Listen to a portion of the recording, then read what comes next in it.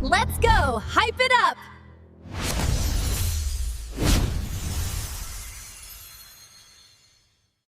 At Izutsu Printing, an employee is reprimanded for his chronic lateness, having been with the company for half a year.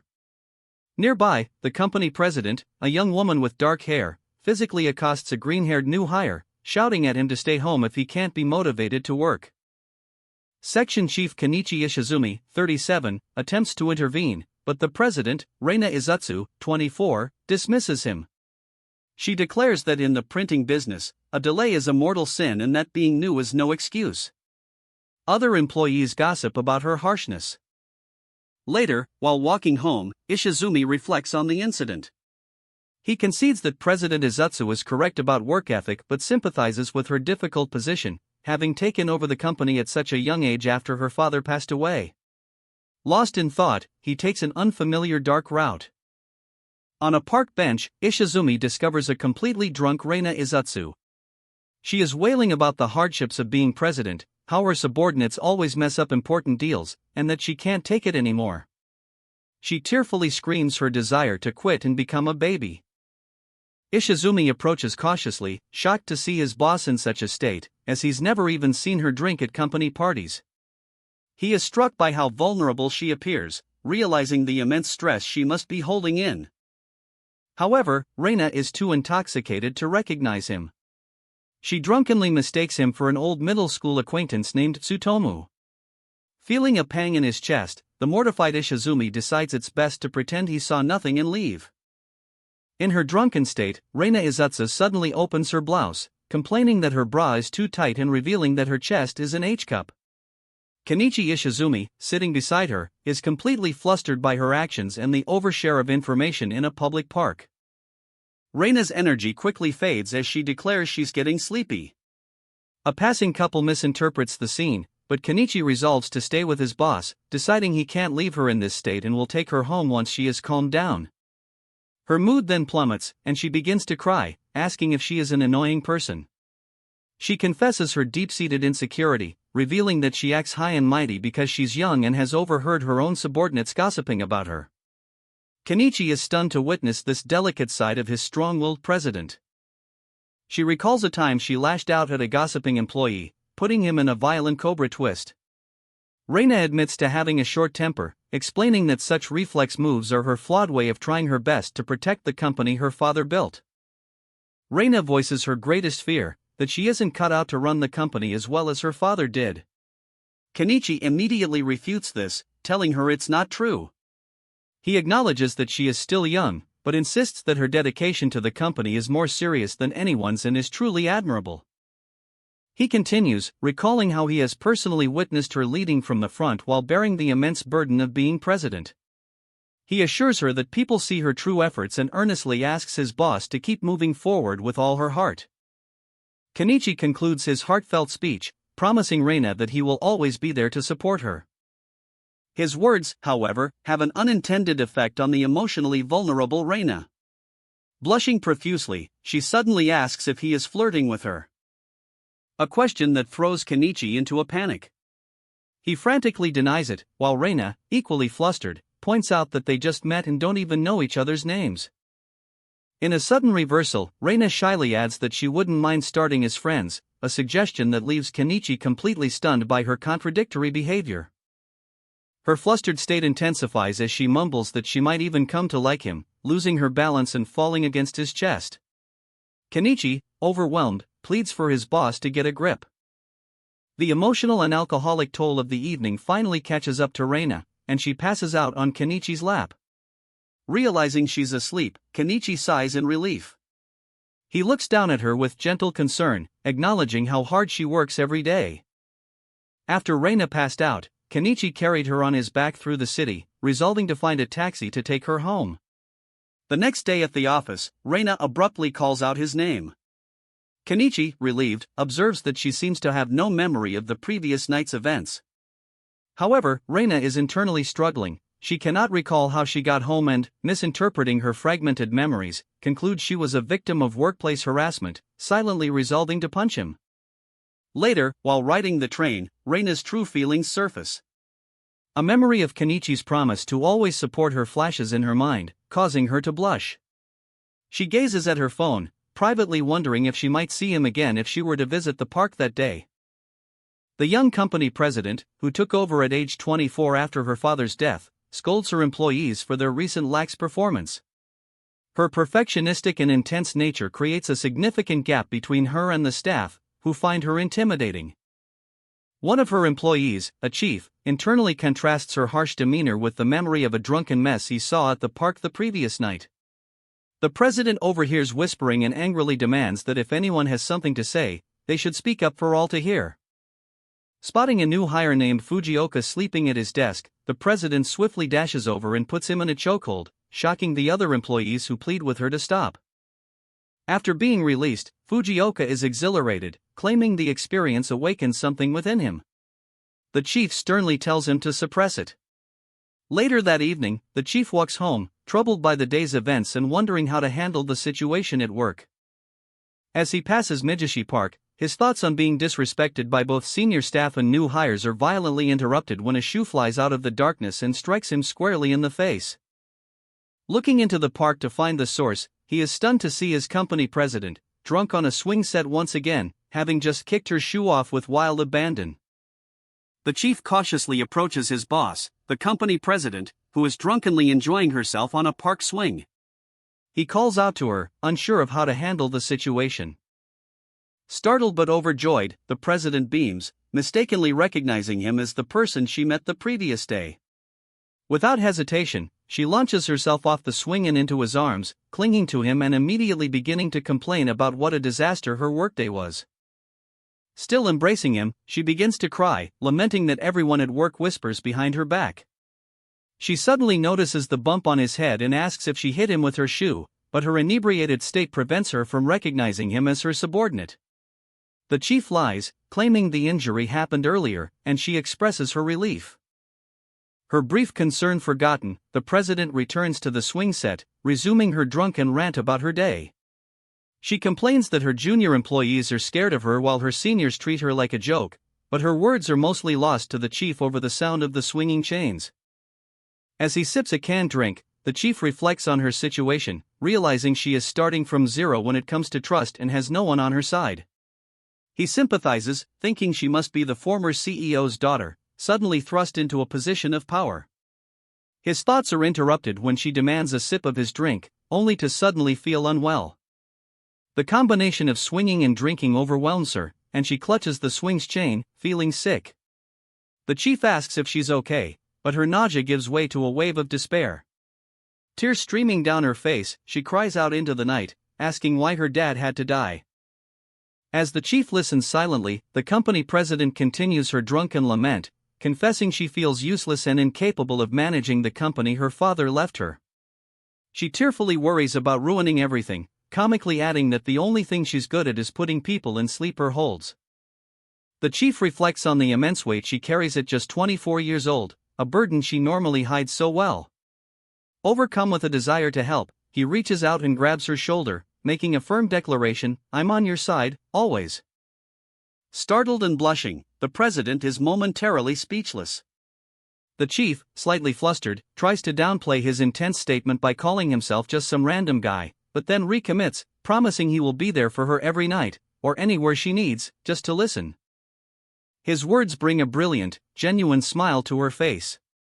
She enthusiastically accepts his offer, declaring that she'll be waiting for him every day. Taking his promise of support literally, she then excitedly asks him to push her on the swing. As he pushes her on the swing, she shouts with glee, remarking how much easier it is with his help. Watching her, the chief strengthens his resolve, determined to keep supporting her for her own well-being and for the good of the company. The moment of levity is abruptly cut short when the president vomits directly onto the chief's face. The scene then shifts to the next day, where he has a bandage on his forehead. The president, seemingly having no memory of the incident, asks her subordinate, Ishizumi, if he hit his head. The next day at the office, the company president arrives in a white suit, explaining her usual attire is at the dry cleaners. Ishizumi is internally relieved, believing she has no memory of the previous night's embarrassing events. She curtly tells him to stop wasting time and prepare for a meeting.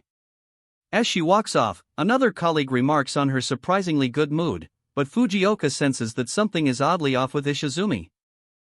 As the president continues through the office, Ishizumi touches a small bump on his head, feeling that something about the situation doesn't sit right.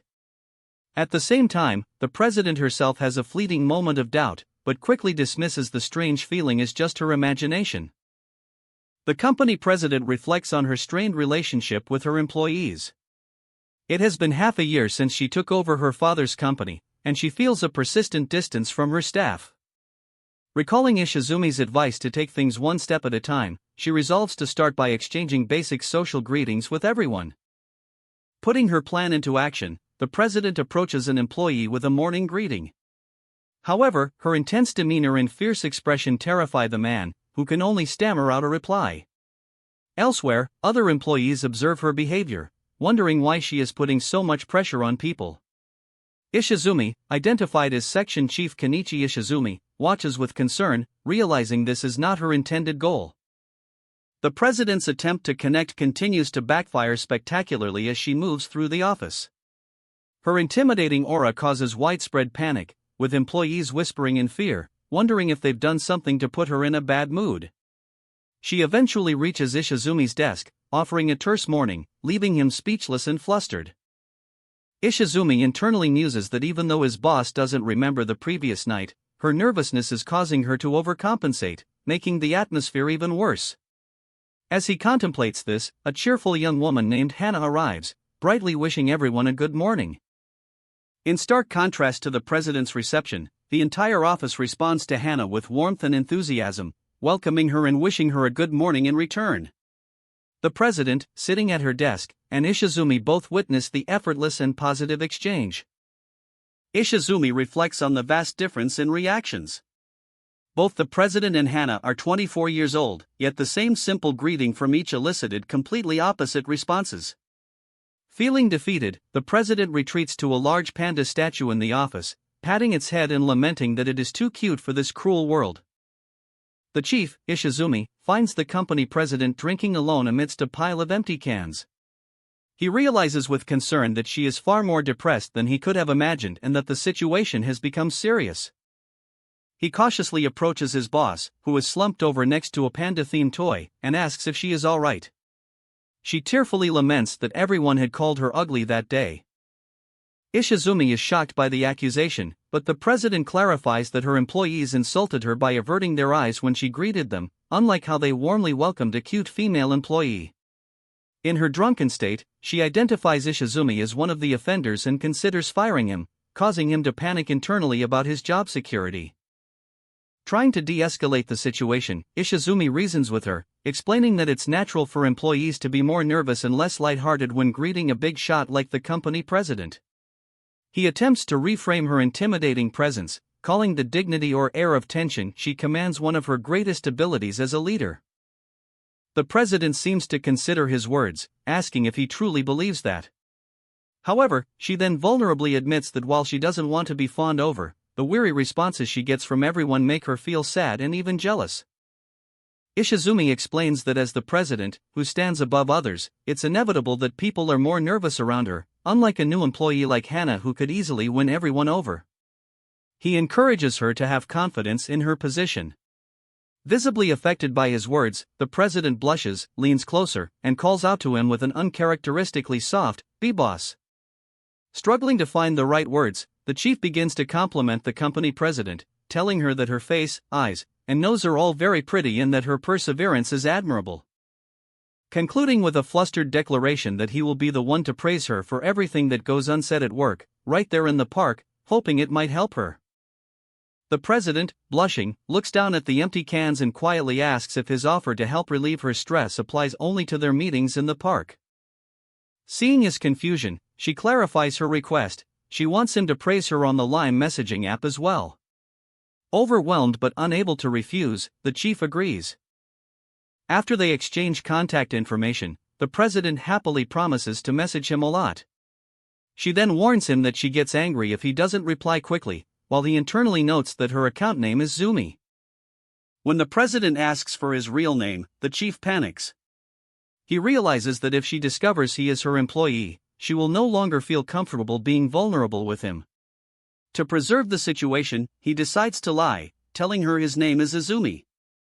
Overjoyed, the company president embraces the chief, happily declaring that she'll be in his care from now on and calling him Izumi-ai. Internally, the chief panics, realizing the magnitude of his deception, while a colleague watches the scene unfold. The next day at the office, the chief receives a message from the president, whose contact is saved as Reina. He frets over how to reply, feeling like he's doing something wrong. A younger colleague notices his distress, teases him about messaging a girlfriend, and suggests sending a sticker. But as he reaches out, he accidentally bumps the chief's hand, causing an affectionate hugging sticker to be sent. A female colleague named Hannah notices the commotion. In her office, the president receives the sticker and is completely flustered, misinterpreting it as a supportive and passionate message from Izumi. While an employee delivers documents, the president struggles to maintain her composure, fighting back a wide grin. She tells herself to maintain her dignity at the office and decides she will look at the message again later in private. Elsewhere in the office, Hannah stretches her back, complaining about the soreness. She defensively tells an unseen person not to look at her, stating that she's only 24 and not old, while thinking about the strain her large bust causes. Breaking her serious demeanor, Hannah blushes and leans forward, playfully asking an unseen person, "Is Reina Suot?" The next morning, company president Reina lies in bed, basking in the happiness of her ongoing text conversations with Izumi. She treasures how quickly Izumi always replies, making her feel special and adored.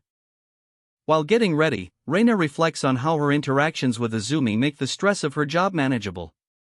Seeking advice, she messages Izumi about how to better connect with her employees. Ishizumi, as Izumi, suggests that violence is not the answer to backtalk and that she should try having a meal with everyone to open up communication. Later that day, as lunchtime arrives and her employees head out, Reina sits at her desk, clutching a homemade bento box. She is determined to follow Izumi's advice. From the crowded break room, an employee notices the president staring intently from her office doorway, her gaze fixed on Chief Ishizumi. Ishizumi realizes she's trying to follow his advice but is hesitating, creating an intensely awkward atmosphere. The other employees eat in terrified silence, feeling like prisoners under her severe watch.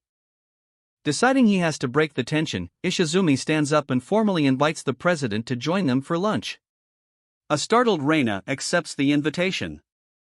The president's homemade bento is revealed to be a horrifying concoction, resembling a stew of monsters. The employees are shocked, with one comparing it to a disaster from a manga. Flustered, the president admits she messed up and offers to dispose of it, but Chief Ishizumi, trying to be supportive, insists on trying her cooking. Ishizumi takes a bite and is immediately overwhelmed by the terrible taste, feeling as though his tongue has gone numb. A text box humorously declares that he has been badly poisoned. Despite the agony, he forces himself to call the food terribly wonderful. A younger, blonde colleague, intrigued by Ishizumi's pained expression, asks to try some as well.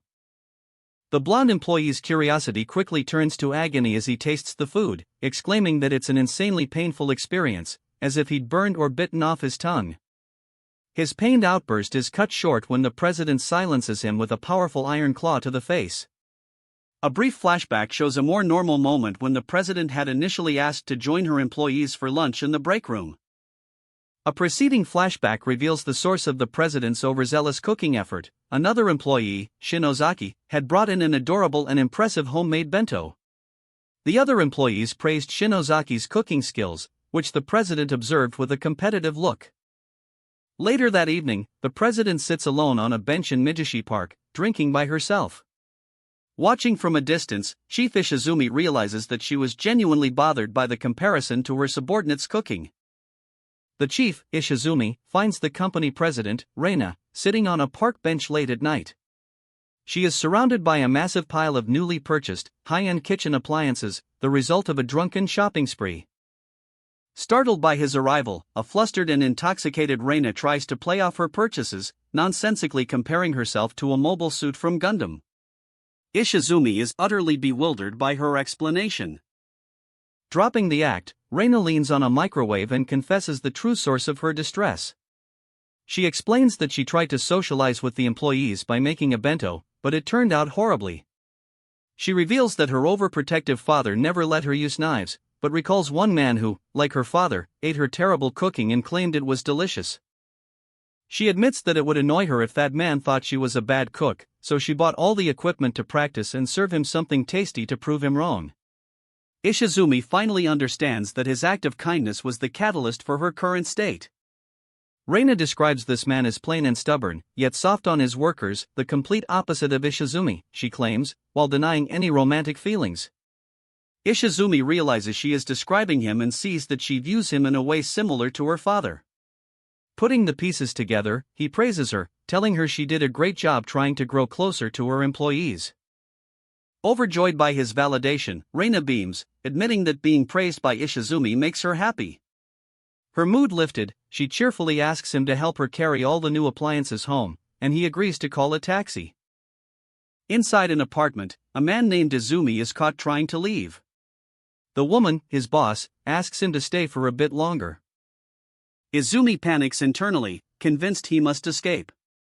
His boss explains that she wants to return the favor for all the times he's helped her, admitting she let her guard down by inviting him into her home.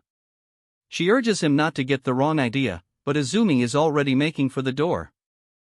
Growing desperate, his boss tearfully asks why he's leaving so soon, questioning if he hates her or finds her unattractive. Izumi is taken aback by what he perceives as an emotional threat. She lunges forward, wrapping her arms around him and wailing for him not to go home. While Izumi pleads for her to calm down, he finds himself caught in her frantic, flailing grasp. The struggle ends abruptly as she uses a wrestling move to take him to the floor, pinning him. She shouts that she won't let go of his hand until he agrees to stay, having completely overpowered him. Lying defeated on the floor, Izumi reflects on how his arm nearly gave out. His boss is pleased that he finally relented. Internally, Izumi decides his best strategy is to have one drink and then leave, reasoning it's better than provoking her further. As he contemplates this, his boss decides to turn on the lights, remarking that the darkness felt a little lewd. As his boss reaches for the light switch, Izumi stops her, suddenly realizing the danger. He panics internally, thinking that since they always meet in the dark at the park, turning on the lights would allow her to recognize his face. The boss misinterprets his action, playfully concluding that he's shy because she's too cute. Izumi is relieved by this misunderstanding. She agrees to use only a small, dim light and invites him further inside for another drink. Now sitting together on the edge of her bed in the dimly lit room, Izumi feels incredibly nervous. He internally acknowledges the romantic tension of the situation, recognizing where things could lead despite his inexperience. The boss leans in closer, making him even more flustered. In a desperate attempt to change the mood, Izumi asks about her work duties as president. But she ignores his question entirely, instead asking what his type of girl is. When he hesitates, she answers for him, suggesting he likes strong-willed people just like her, while moving provocatively closer. She escalates her teasing, asking about his favorite physical features on a girl's body. Overwhelmed, Izumi insists he has no particular preference. Seeing his resistance, the boss's demeanor shifts as she ominously begins a countdown into her baby mode.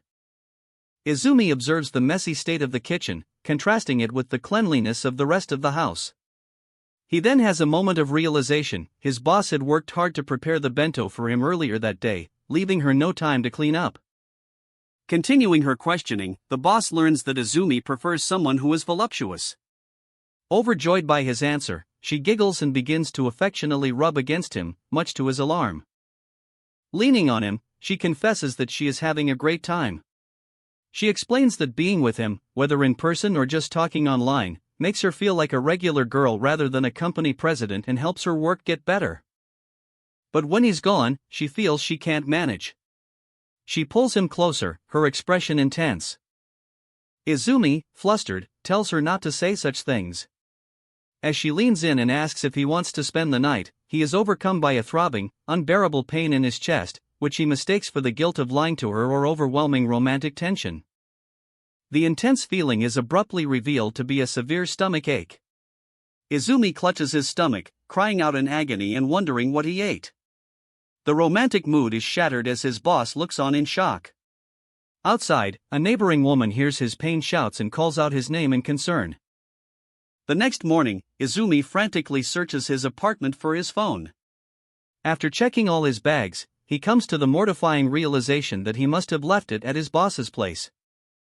Arriving at the office building, Izumi is racked with guilt over the previous night's disastrous end. Elsewhere, his boss holds his phone and panics, imagining a notification from a dating app appearing on the lock screen, which in her mind leads to a catastrophic chain of events where she fires him and her company collapses from a broken heart. Izumi runs into his boss outside the office. She curtly tells him he's in the way and to get to work. He breathes a sigh of relief, thinking she hasn't noticed anything amiss, but a glance reveals she is fully aware that his phone is in her handbag. At his desk, Izumi struggles to concentrate, acutely aware that his boss is sitting nearby, staring intently at his phone. His thoughts are interrupted when a colleague with glasses approaches his desk to speak with him. The colleague, section manager Yuko Kirikawa, asks Izumi to do her a favor, remind the boss about a regular meeting at 2 p.m. She confesses that she finds the boss scary and is hesitant to approach her herself. Other co-workers chime in, debating the boss's intimidating but sometimes approachable nature. Meanwhile, the boss is lost in her own world, cringing with embarrassment over her drunken boldness the night before. She feels a pang of loneliness at not being able to message Izumi, but finds comfort in holding his phone, feeling as if he's watching over her. Just as she's wishing she could see him, Izumi and Kirikawa arrive at her desk. As Izumi and Kirikawa approached the boss's desk, she responded to his presence with a childishly slurred, "Why 22 it?" Completely lost in her own world, which left both of her subordinates stunned and horrified by her uncharacteristic behavior. Snapping back to reality, the boss erupted in mortified fury, demanding to know what they were looking at. Izumi, flustered, tried to explain that he was just reminding her about the upcoming meeting. With a demonic expression, she fiercely ordered Izumi to forget what he heard. She then turned her intimidating glare on Kirikawa, warning her to do the same, which terrified the section manager into immediate, silent agreement. Later, at Majichi Park, Izumi found his boss hiding behind a bench, consumed by shame. She lamented her actions, believing it was the most embarrassing moment she had ever shown him. Concerned, Izumi called out to her. She confessed her deep embarrassment over saying yes at work, feeling it made her seem soft in front of an older employee. Izumi tried to reassure her, thinking her softer side was cute. Seeing an opening, he was about to ask about his phone when she suddenly stood up, splashing her drink. Having consumed more alcohol, she struck a dramatic pose atop the bench, declaring herself the goddess of this lake. In her drunken state, she offered Izumi a choice of alcoholic beverages, completely derailing his attempt to retrieve his phone. Izumi cautiously asks for his phone back, but his boss, still deeply invested in her persona, insists on being called goddess. After Izumi reluctantly stammers out the title, she feigns ignorance and asks what he dropped into the metaphorical lake. Despite demanding the title, the boss finds being called goddess embarrassing, much to Izumi's exasperation. She then sets a condition for the phone's return: he must give her something personal in exchange. She clarifies that she wants any personal item of his, no matter how small. Flustered by the strange request, Izumi searches his pockets and finds a simple fountain pen to offer as tribute. Izumi downplays the pen's value, explaining that it's a cheap, common item. The boss, however, eagerly accepts it and admires her new possession. As she does, Izumi seems to have a sudden realization. With the deal concluded, the boss returns the phone. She claims she respected his privacy and didn't look at the screen, but admits she checked for message notifications. She notes that his phone didn't vibrate once, a fact Izumi finds depressing. She then adds that if he had gotten messages, she would have worried about having competition. Looking back at him with a suggestive smile, she concludes that his lack of messages is a good thing, as it proves he doesn't have a girlfriend. The boss, Reina, wakes with a start from a vivid dream in which Izumi was passionately declaring his love for her. She bolts upright in bed, shouting his name, realizing with embarrassment that it was only a dream and she needs to get ready for work. While showering, Reina reflects on how lewd her dream was, wondering if she is secretly a pervert. She comforts herself that it's better than the nightmares she used to have when she first took over the company, where she was constantly tormented by shadowy figures. She realizes that ever since Izumi appeared in her life, those nightmares have stopped. At the office, Izumi receives a text from Reina asking if he has ever dreamed about her. As he reads her insistent messages, he recalls how their arrangement began. She got drunk, finally recognized him as the person who had helped her before, and offered him a job out of gratitude. He feels conflicted, knowing their secret relationship cannot last forever. Izumi's co-worker, Chai, sneaks a look at his phone, excitedly assuming Reina is his girlfriend. Startled by the intrusion, Izumi fumbles his phone and trips, falling dramatically to the floor. Chai misinterprets the fall, accusing a flustered Izumi of being a masochist who fell on purpose. Looming over a terrified Chai, Izumi menacingly orders him to forget everything he saw. Later, back at their desks, Chai remarks on Izumi's strange behavior and notes that he hasn't been late recently. He reasons it's because the president doesn't hit him anymore, a fact that seems to puzzle Izumi. In the office break room, Izumi overhears his colleagues gossiping about the president's recent change in demeanor, noting she's become nicer. Just then, a shy manager named Kurikawa approaches, wanting to hand meeting minutes to the president but feeling too intimidated to go alone. She asks Izumi to accompany her. Kurikawa discusses the president's new, more approachable attitude with another colleague, specifically mentioning a recent smile she saw. Unseen by them, Reina overhears this conversation and is flustered by their perception of her. She resolves to address an important client issue, using it as an opportunity to interact with her staff. Later, in a car, Reina decides to act on her resolution. She directly addresses manager Kurikawa about the need to grow the merchandise division, a topic from a recent meeting. The direct address completely shocks Kurikawa, who internally panics, wondering why the president is suddenly speaking to her. Despite her initial shock, Kurikawa is thrilled by the attention. Realizing the president, one of the most respected women in the company, doesn't hate her, she eagerly offers a summary of the meeting notes. A hopeful thought crosses her mind, perhaps they can even be friends. In response, Reina tries to force a friendly smile, but it manifests as a menacing, predatory sneer. Kurikawa is terrified, interpreting the expression as condescending mockery. She quickly excuses herself, leaving a frustrated Reina who had wanted to continue their conversation. Back in the office, a group of female employees, including the now composed manager Kurikawa, invite a surprised Izumi to join them for lunch. The group, described as an ultra-gloomy otaku, a girly junior, and a tough boss, physically drag him along before he can refuse. Izumi overhears his colleagues remarking that the president has become kinder and more approachable lately. He internally reflects that she hasn't changed at all. She has always been kind at heart, but the burden of running the company made her seem awkward, leading to misunderstandings. Watching her seemingly bond with manager Kurikawa and another colleague, Shinosaki, Izumi believes her stress is decreasing and she's finally connecting with the team. Convinced that she no longer needs him, he concludes that his job is over and walks away from the office building. His sense of accomplishment is shattered when he discovers the boss lying face down on a playground slide, surrounded by discarded drink cans. She mutters that she's so done and wishes for it to be over, leaving Izumi utterly shocked and confused by the scene. The boss, hiding her face, internally laments her social ineptitude, wishing that if she were to be reborn, she could at least keep her good looks.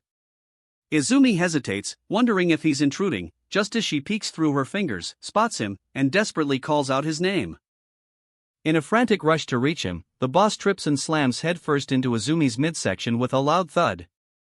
He doubles over from the direct hit, asking her what happened as she collapses against him. She confesses that she had a girls-only lunch with her colleagues but completely bombed the conversation.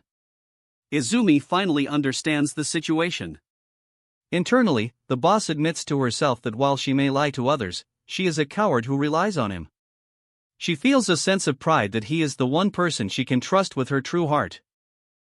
In a cluttered office, a young man sighs, remarking to his superior that everything seems to be for men.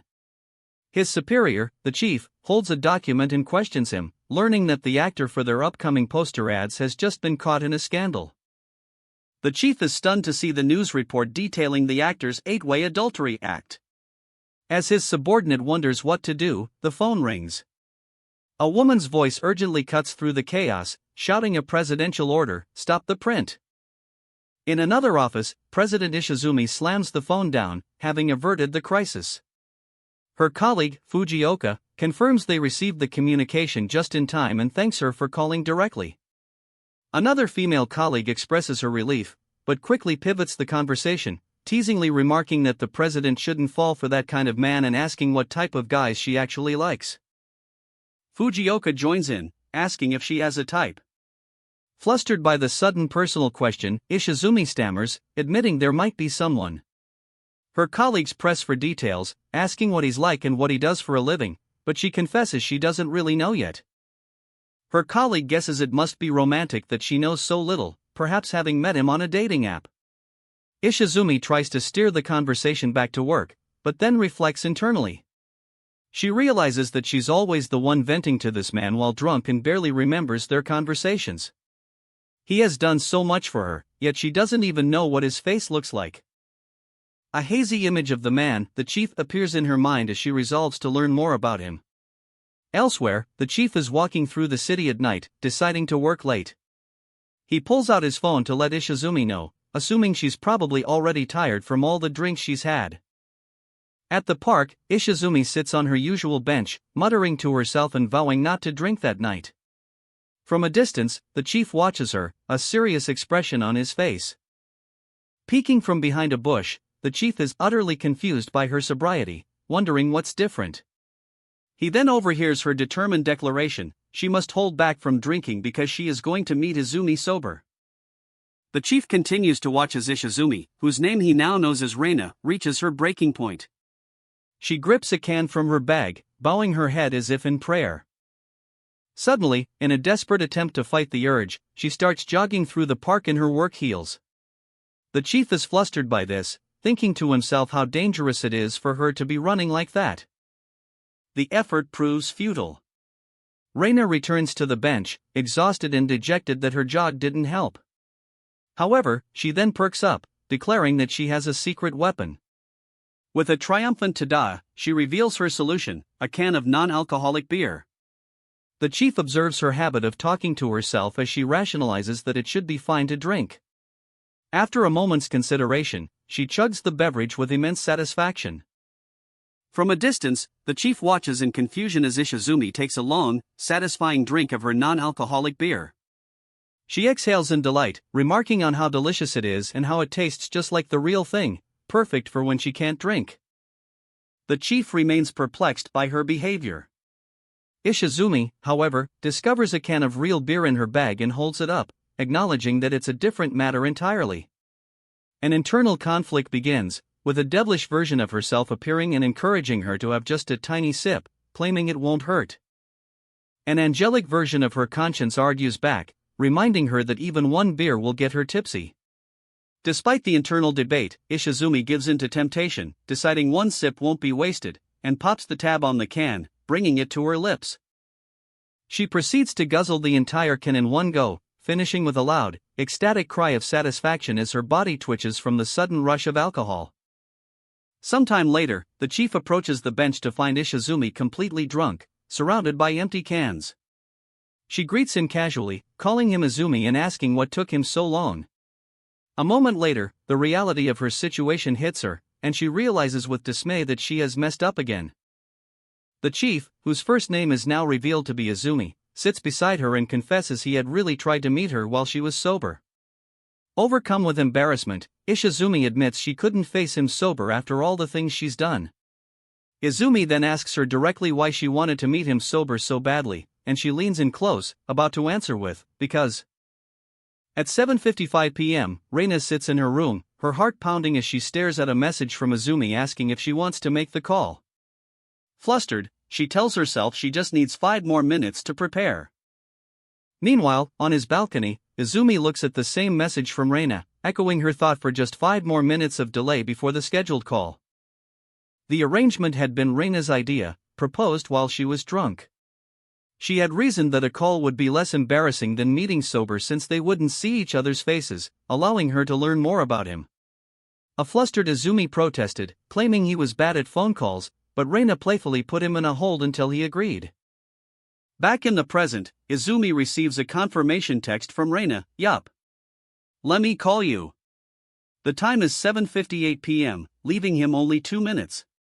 He feels immense pressure, realizing this is the first time he'll be speaking to the sober president, not the familiar drunken version.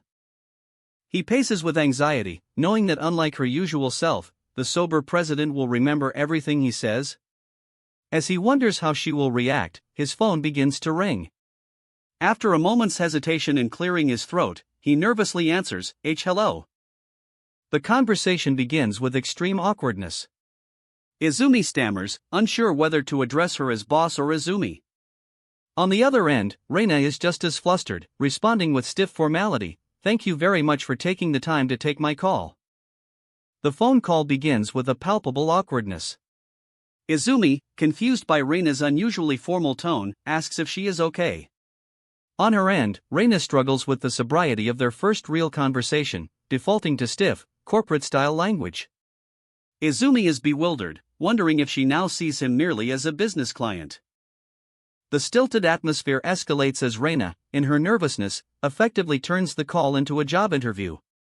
She asks Izumi for a self-introduction, including a PR pitch with one strength and one weakness. Playing along, Izumi identifies his perseverance as a strength, while Reina interjects that her own strength is physical stamina and her weakness is being perceived as robotic. Izumi breaks the formal tension by sincerely telling Reina she is a very kind person for always listening to him ramble every night. The unexpected compliment flusters Reina, who denies it and apologizes. Izumi recalls the many nights he has listened to her and reassures her it's fine, as he is stubbornly perseverant. Softening, Reina asks him to please keep talking to her just as he always does. Reina's heart thumps in her chest. She internally reflects that hearing Izumi say sweet things to her while sober is far too dangerous. Embarrassed and needing to change the subject, she quickly asks how he spends his days off. The conversation shifts to his hobby of growing plants, and the call continues for some time, the initial awkwardness fading away. After noticing they have been on the phone for 4 hours, Reina remarks that the conversation now feels as natural as their usual meetings at the park. A comfortable silence hangs between them for a moment before she breaks it with a sudden, serious question. Izumi, what's your end goal here?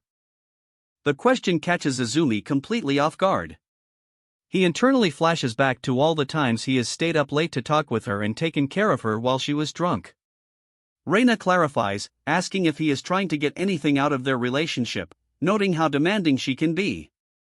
Flustered, Izumi quickly deflects, insisting it's nothing at all. Still on the phone, Reina presses Izumi for an answer, asking why he's doing all this. To explain, Izumi begins recounting his difficult experience job hunting, where he failed to receive a single offer until one final interview with a company president, which he felt he completely ruined. He recalls asking the president later why he was hired. The president told him that while he wasn't good at promoting himself, he possessed a valuable skill, a knack for watching over others and listening to what they need to say.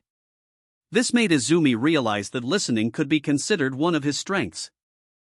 Izumi somberly tells Reina that the president passed away not long after, before he ever had a chance to repay the favor. He then compares the late president to Reina, noting they both are hard-working, passionate, and naturally draw people to them.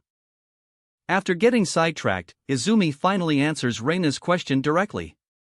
He confesses that he does it simply because he enjoys it. He gets to see her and listen to everything she has to say, admitting that these recent days have been the best of his life. Izumi immediately worries his confession sounded too poetic. On her end, Reina is startled by his sincerity and quickly gulps down the beer she was drinking, prompting Izumi to ask if she's been drinking during their sober call. Reina thanks him for the story, saying she feels she understands him better now. However, her tone shifts as she states that despite his lovely story, she feels he still treats her with kid gloves, as if he's just looking out for her. Izumi is left completely stunned and confused by her accusation. Immediately after her phone call with Izumi, Reina resolves to be more aggressive in her romantic approach. However, her determination quickly falters as she realizes her lack of experience leaves her with no idea how to proceed. Seeking guidance, she consults a fortune which advises her that help will come from an older woman with glasses, whose astrological sign is Leo. At the office, a woman fitting the fortune's description is introduced, manager Kirikawa, who works in pre-press and enjoys reading manga before its release. Seeing her chance, Reina approaches Kirikawa with a fierce intensity, declaring that she needs to have a chat. Her serious demeanor startles Kirikawa and makes Reina internally question if she's coming on too strong. Their tense moment is interrupted by a cheerful colleague, Shachou, who invites herself along for coffee. Initially annoyed, Reina reconsiders, thinking that having another person present might actually be useful, and agrees to let her join. At a nearby cafe, the three sit in an awkward silence. Reina waits for an opening, while Kirikawa, misinterpreting the situation, grows increasingly anxious, beginning to worry that she is about to be fired. Kirikawa's mind races with anxiety, convinced she is about to be fired. She mentally lists minor workplace infractions: hiding in the bathroom, eating too many company snacks, and using pre-press checks as an excuse to read unreleased manga. Her panic is interrupted by the unexpected arrival of Shachou from the sales department, whose presence only deepens her confusion. Steeling herself, Reina finally poses her question, asking Kirikawa for advice on the right approach to make a move on an older guy. The inquiry is so far from what Kirikawa was expecting that she is left utterly speechless and shocked. Flustered by Shachou's presence, Reina quickly tries to backtrack, claiming she is asking for a friend. Shachou, however, immediately sees through the lie, noting how flushed Reina's face is. Internally, Kirikawa despairs, feeling completely unqualified to give dating advice as her own life revolves around manga and anime, with no romantic experience whatsoever. In contrast to the tension, Shachou stretches and cheerfully daydreams about a romantic encounter, like her hands touching someone else's while reaching for the same book. Reina explains to Kirikawa that this carefree attitude is precisely why she didn't want Shachou involved, pleading that Kirikawa is her only hope. The weight of the request makes Kirikawa feel even more pressured. Kirikawa's thoughts drift back to her early days at the company. She recalls being a shy and unsociable rookie who couldn't fit in and was always by herself. It was the previous company president who took notice and made an effort to include her in group activities, an act of kindness she believes kept her from quitting. She remembers how she, like everyone else, avoided the new president, Reina, and even considered finding a new job. But in this moment, she has a realization: Reina isn't just a boss, but a new girl trying to find her footing, just as she once was. Seeing Reina reaching out for help, regardless of the reason, strikes a chord, and Kirikawa resolves that she cannot turn her away. Kirikawa, feeling a sense of responsibility, agrees to offer Reina some pointers from her limited knowledge. Internally, she admits she was right to consult an older woman for this task but wasn't sure she could truly help. Putting on her glasses, she steels her resolve and asks Reina if she's ready. With newfound determination, Kirikawa declares she will pour every ounce of her rom-com knowledge into her advice, shouting that when it comes to love, it's all about the chase.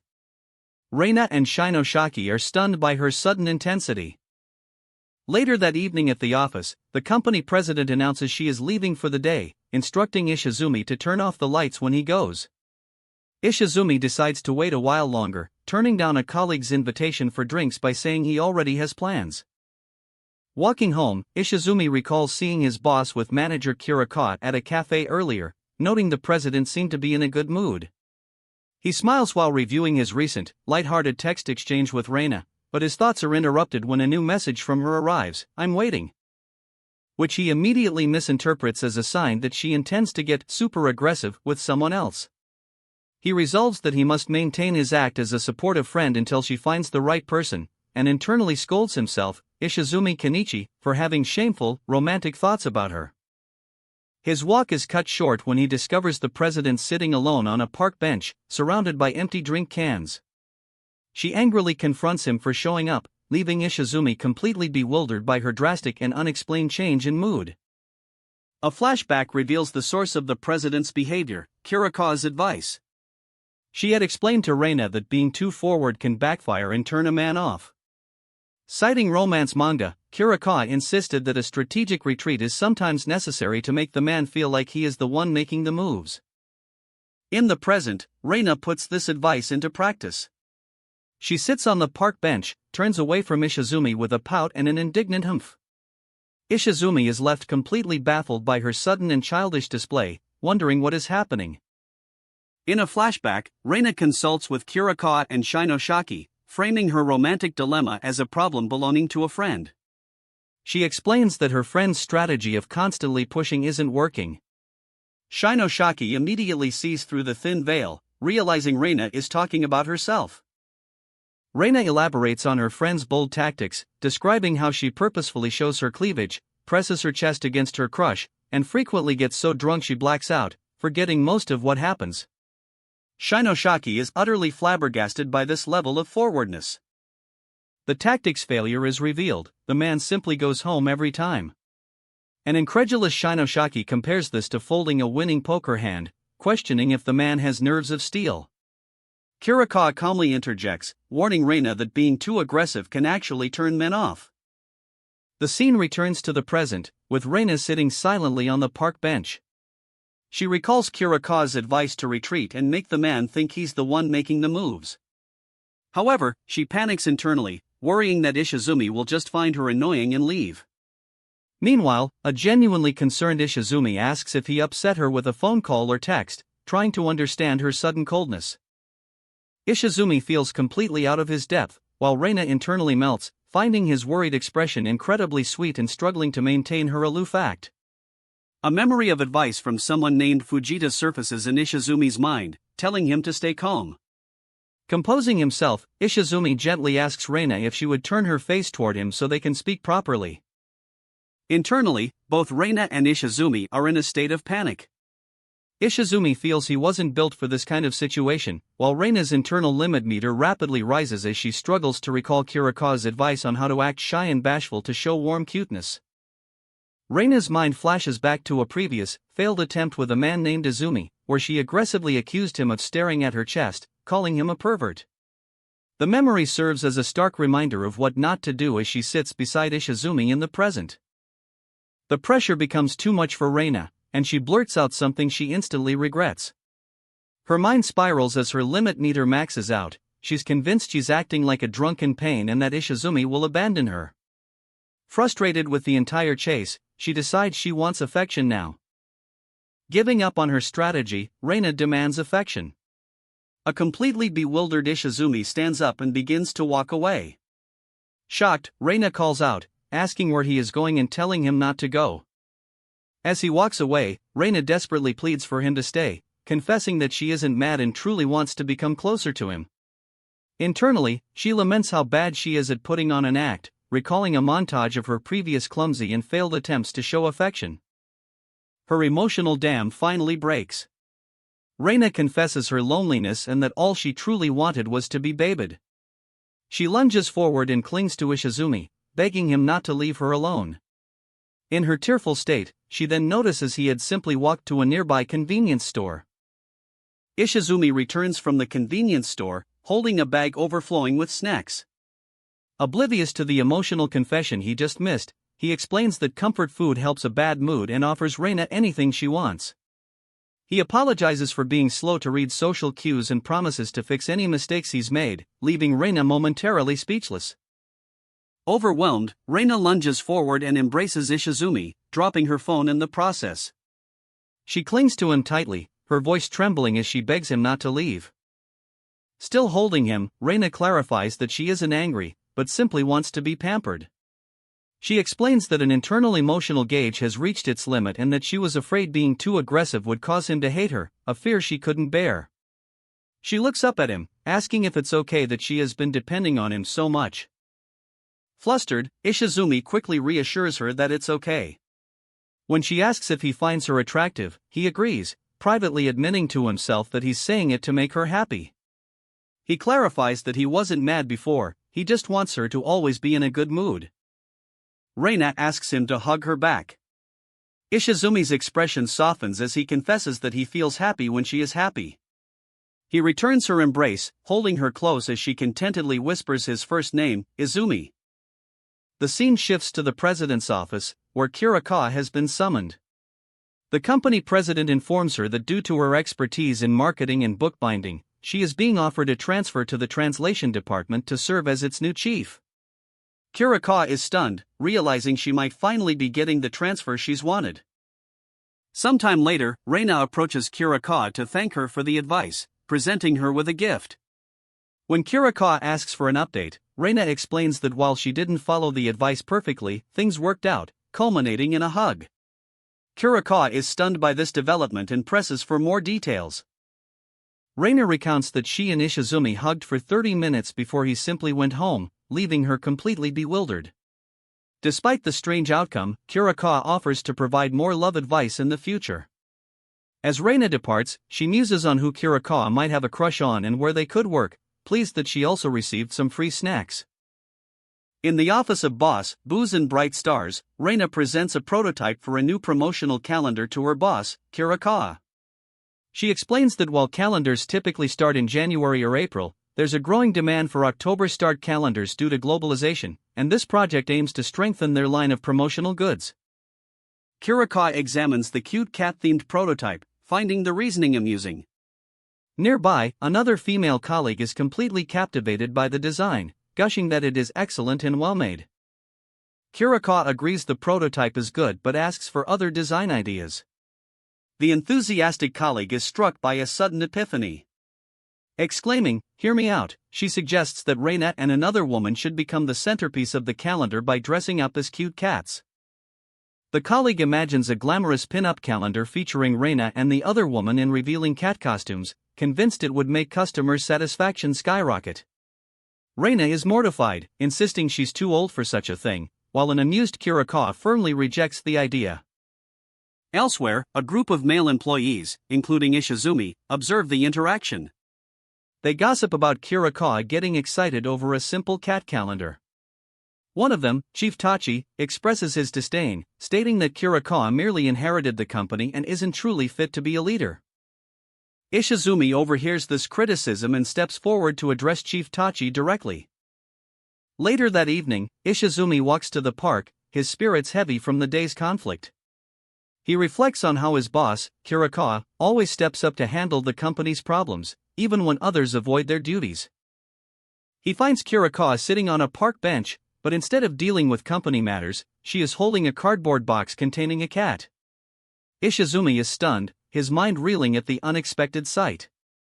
Kirikawa is completely captivated by the small animal, cooing and showering it with affection.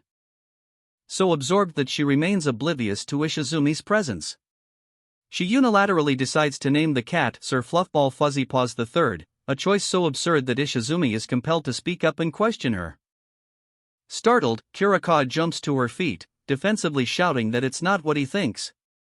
She then begins pleading with him like a child, promising she'll take good care of the cat and won't let it affect her work. The conversation turns serious. Ishizumi reminds her that taking in an animal is a major responsibility. Kirikawa acknowledges this, linking the weight of caring for a life to her duties as company president and expressing doubt in her ability. Ishizumi quickly reassures her, stating firmly that he knows she can handle it. Ishizumi earnestly declares that he won't stand in Kirikawa's way and offers to help in any way he can. Taking him at his word, Kirikawa shyly asks if he would be willing to come to her place to look after the cat when she's busy. When Ishizumi hesitantly agrees, Kirikawa celebrates, confident they can make it work. Internally, Ishizumi realizes he's been maneuvered into visiting her home, but also admits to himself that he tends to act impulsively around her. To break the tension, Kirikawa happily offers to let him pet the cat. As Ishizumi pets the cat, which seems to take an immediate liking to him, he reflects that he's always been a cat lover. Kirikawa watches them and admits that, honestly, she wouldn't mind keeping the cat herself. Kirikawa gets carried away, playfully suggesting that Ishizumi and the cat could dress up in cute outfits. As Ishizumi tells her that's enough, the cat suddenly leaps onto her chest, causing her to lose her balance and fall backward with a yelp. Ishizumi catches her, letting her head rest on his lap as he gently pats her. He observes her relaxed state and muses that living with an animal might be good for her mental well-being, making the situation worthwhile. However, a new problem arises. The cat begins to knead Kirikawa's chest, causing her to cry out in embarrassment and tell it to stop, asking if it's a needy baby and reminding it there's no milk there. The awkwardness from the previous night lingers as Ishizumi holds a flustered Kirikawa, the cat still purring on her chest. Kirikawa recalls a drunken moment where she playfully asked Izumi if he wanted to play with her boobs, a comment he clearly misunderstood. The next morning, at the office, she has brought the cat with her, admiring how cute it is. At work, Kirikawa explains to her colleagues that she found the cat in the park and is taking it for a checkup later. She admits she's never had a cat and wishes someone could join her, but her co-workers all have excuses, from allergies to past bad experiences. As the cat affectionately rubs against her leg, she pulls out her phone, hesitating, and stares at a good morning text she sent to Izumi. She steels her resolve, telling herself she can't keep relying on him for everything, especially now that she's sober. Just as she's about to suggest they don't meet for lunch, Ishizumi appears behind her, calling out to his boss. He explains that he realized the real issue wasn't just helping at her home, but that she would be alone during the day. Feeling he can't back out after his earlier promises, he declares with new conviction that he can and will go with her, determined to step up not just as the familiar Izumi, but as the reliable Ishizumi.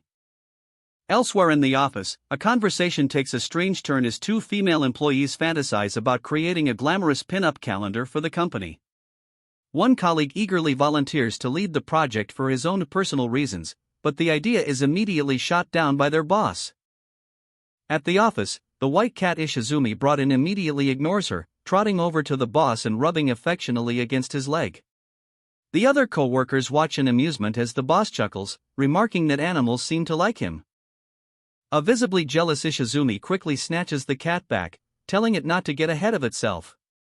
Her colleagues comment on the unfolding interspecies drama, with one woman noting her surprise that Ishizumi would offer to help with something not even work-related. The colleague with glasses wildly misinterprets the situation, first imagining a love triangle between the boss, Ishizumi, and the cat. Recalling that Ishizumi already likes someone, she revises her theory into an even more complex love square. Deciding to watch how things play out, the colleague hops into a taxi with a mischievous grin. Elsewhere, the boss and Ishizumi are in a different taxi, the cat now secured in a carrier. The boss teases that he has leverage over her now, and Ishizumi expresses surprise that he's a cat person. Ishizumi turns away defensively, telling the boss not to get the wrong idea and claiming she just happened to find the cat. He observes her grumpy demeanor, privately musing that she seems upset after being so fired up about being supportive the previous night. While riding in a car, the boss internally fumes, frustrated with her inability to be honest without the aid of alcohol. She genuinely appreciates Ishizumi coming with her and wants to thank him for everything, but struggles to balance her personal feelings with the professional image she must maintain. They arrive at the Mijishi Animal Clinic, where a veterinarian is gently attending to the cat. In the waiting room, the boss considers buying a water bowl for the cat, which is no longer a small kitten. As she does, Ishizumi panics internally, unsure how to properly support her while she's sober. His thoughts are interrupted when she suddenly calls his name. The boss turns to him with a serious expression and asks why he covered for her when the department heads were speaking ill of her. She reveals that her hearing is sharp and she overheard their entire conversation, leaving Ishizumi speechless. She recalls their hurtful words, dismissing her as a Nippo baby who inherited the company and wasn't truly fit to be a leader. Confused by his actions, she quietly wonders to herself why he got so angry on her behalf. Ishizumi gives a blunt and simple answer: he got mad. His straightforward honesty catches the boss completely off guard, causing her to blush and stifle a laugh, visibly flustered by his response. The boss playfully teases Ishizumi, comparing his earlier anger to a child's tantrum. Changing the subject, Ishizumi brings up the need to buy a water bowl for the cat, planning to go after work. The boss immediately decides to join him. Later, at a pet supply store, the pair browse the aisles. While considering different food bowls, the boss crouches down to the cat's carrier and playfully asks the animal which one it would like. Having purchased a large amount of supplies, they arrive outside the boss's apartment. She asks Ishizumi if he would mind helping her carry everything inside. However, the boss suddenly remembers the messy state of her entryway, which is piled with bags of empty beer cans. Mortified at the thought of him seeing it, she quickly retracts her request for help. Seeing her change of mind, Ishizumi prepares to leave. As he turns to depart, the boss stops him and offers a sincere, "Thank you." Confused, Ishizumi assumes she is thanking him for the shopping assistance. But she clarifies her gratitude is for him standing up for her against the office gossip. Looking at him directly, she tells him that she now considers him an ally. As they part ways for the evening, Ishizumi earnestly tells the boss that he is on her side, always. Startled by his loud declaration in public, she tells him not to shout, internally reeling from the realization that his words are exactly what her online friend, Izumi, had said to her. The next morning at the office, the boss smiles at her phone, having taken over 300 photos of her new cat. She decides to message her online friend Izumi, but is interrupted by a coworker who asks what happened, explaining that she received a shocking phone call. Ishizumi, also present, looks on with concern. In the office, a coworker named Shinosaki panics after receiving a call, exclaiming that it's from a resignation agency. The boss, sitting at her desk, is stunned by the news. Ishizumi immediately steps in, believing this is not something the boss should have to handle, and offers to take the call himself. However, the boss calmly insists, telling Shinosaki to transfer it to her. On the phone, the boss learns that one of the company's new hires has backed out of their job offer. This is a personal blow, as she recalls the tradition of sitting in on final interviews and how she had even organized a welcome event to keep the new cohort engaged. After ending the call, the boss is visibly troubled. Ishizumi expresses his regret that she had to hear such news right before their morning meeting. Their serious moment is interrupted by a carefree coworker who, while eating, casually asks about the delay. Seeking answers, Ishizumi speaks with a colleague in glasses, who reveals she isn't surprised by the news. She explains that the hire who quit, Murakami, seemed two-faced during his interview, which prompted her to investigate him on social media, where she found his unfiltered, negative posts. As Ishizumi processes this troubling information, another man, Deputy Kishi, overhears their conversation. He remarks on the high cost of failed onboarding and speculates that a young, inexperienced leader might give a new hire cold feet, causing the colleague to stare at him in surprise. Deputy Kishi coldly dismisses the situation, stating that the new hire simply panicked and that it has nothing to do with the boss. When Ishizumi tries to defend her, Kishi retorts that regardless of the reason, the fact remains they lost a hire, and the responsibility falls on her. As he walks away, he discreetly drops a crumpled piece of paper near Ishizumi. Ishizumi retrieves the note, which contains a simple, ominous message: "Stop it." In the break room, his glasses coworker observes the tense atmosphere, remarking that such situations make her want to leave quickly. She apologizes to Ishizumi for the unpleasantness, noting his composure but also recognizing his desire to stand up for the boss. She offers him some sweets, advising that what matters now is caring for the boss and that senior staff can't afford to lose their cool. After a moment, she directly asks Ishizumi if something has happened between him and the boss recently, catching him completely off guard. Ishizumi becomes intensely flustered by the question, his mind flashing through several recent close encounters with the boss.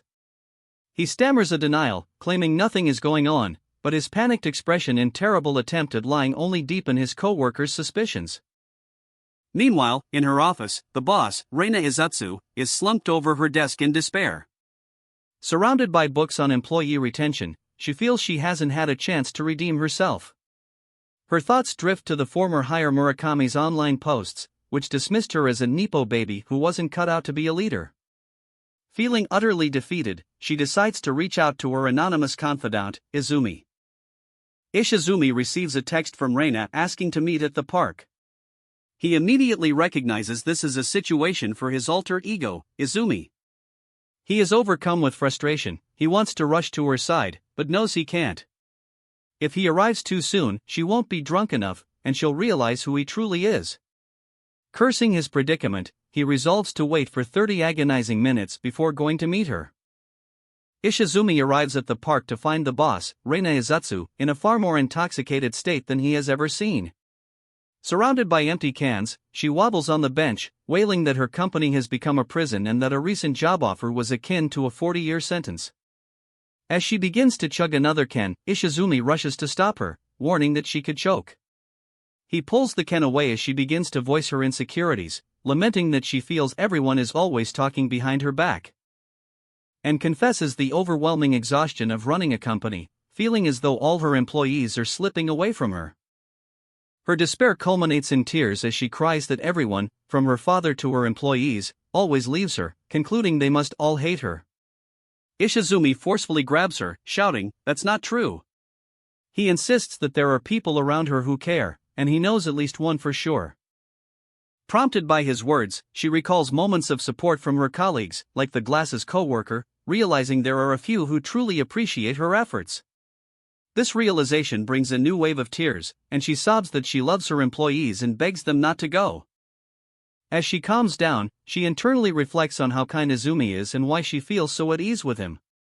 She feels he is always watching over her, and his past promise to always be on her side has helped her immensely. She offers him a heartfelt thank you, completely unaware of his true identity. Sitting on the park bench under the night sky, a flushed and emotionally vulnerable Reina Izutsu looks up at her subordinate and sincerely thanks him, calling him by his name. "Thank you, Ishizumi." The direct address causes a wave of panic in both of them simultaneously. Ishizumi's mind races, fearing his secret identity as Izumi has been discovered, while the boss internally screams, convinced she has just made a terrible mistake. She recalls how her online confidant Izumi said the exact same comforting words to her, leading her to believe she has somehow crossed a line. In her drunken and flustered state, the boss decides on a drastic course of action to fix her perceived error. To redeem herself and demonstrate her loyalty, she puffs out her cheeks with determination and declares, "I shall now initiate a kiss." Ishizumi is utterly horrified by this sudden development, pleading for her to stop, but she is resolute, admitting she's not even sure of the proper technique but will give it her all. The scene is set in a quiet park at night, where the boss sits on a swing, looking flustered, while a nervous Ishizumi stands behind her. Discarded beer cans rest on the ground nearby, evidence of their late-night conversation. A new character is introduced, a woman named Kirikoa, who is described as being older with short hair, sharp eyes, glasses, and a notable bust. In a separate, light-hearted comic strip, a woman named Yu sits on a park bench, sighing that running a company is difficult. A small, whimsical creature on a tricycle notices her sadness and offers her a shiny rock to cheer her up, which Yu gratefully accepts. The chapter, titled Boss in the Name, begins with Zurikishi at home, preparing to leave for work. She affectionately tends to her two cats, but realizes she still hasn't chosen a name for the smaller one, deciding that maybe Izumi can help her think of something. Her thoughts trigger a flashback to the previous night, where she had thanked Ishizumi for something. The memory causes her to slam her head down in present-day mortification, wondering how she messed up so badly. Blaming Ishizumi for her turmoil, she promises her cat she will meet up with Izumi and brainstorm a name. At the office, the atmosphere is tense. Zurikishi, in her role as president, discusses an upcoming dinner with the president of Fujiyama Printing. Ishizumi, her subordinate, feels the full force of her intense glare as she speaks. Zurikishi internally panics, questioning why she mistook Ishizumi for Izumi. She recalls getting drunker than usual and, in a hazy attempt to prove her devotion to Izumi, trying to kiss Ishizumi while shouting, "Let me kiss you." The memory makes her cringe, and she remembers sending an apology text the next day. Elsewhere in the office, their colleague Kirikoa observes the situation. She notes Ishizumi's recent devotion to the president, such as standing up for her, and interprets it as a sign of romantic interest. She concludes that Ishizumi has fallen for the boss, even as she invites him to lunch. Ishizumi attempts to discuss a declined job offer, telling Zurikishi not to worry about it. She bristles, asking if he thinks she's dwelling on it. Asserting her role as president, she declares that she must recognize this as a chance to reflect and turn the experience into a valuable lesson to avoid future mistakes. Internally, Ishizumi resolves that he must soon be the one leading, not just being carried by the team his father built. Zurikishi, maintaining her stern facade, warns him not to be coddled and to work himself to the bone, stating she will show no mercy to anyone who slacks. She then turns away abruptly. Zurikishi nearly blurts out something about a stray cat she picked up, but catches herself and dismisses Ishizumi. As he leaves, she wonders to herself why she finds it so easy to talk to him, almost revealing things she shouldn't. Walking home through the city at night, Ishizumi reflects on his boss's composure in front of her employees, seeing her as a formidable final boss. He contrasts this with his memory of her at the park, where she had the air of a charming heroine.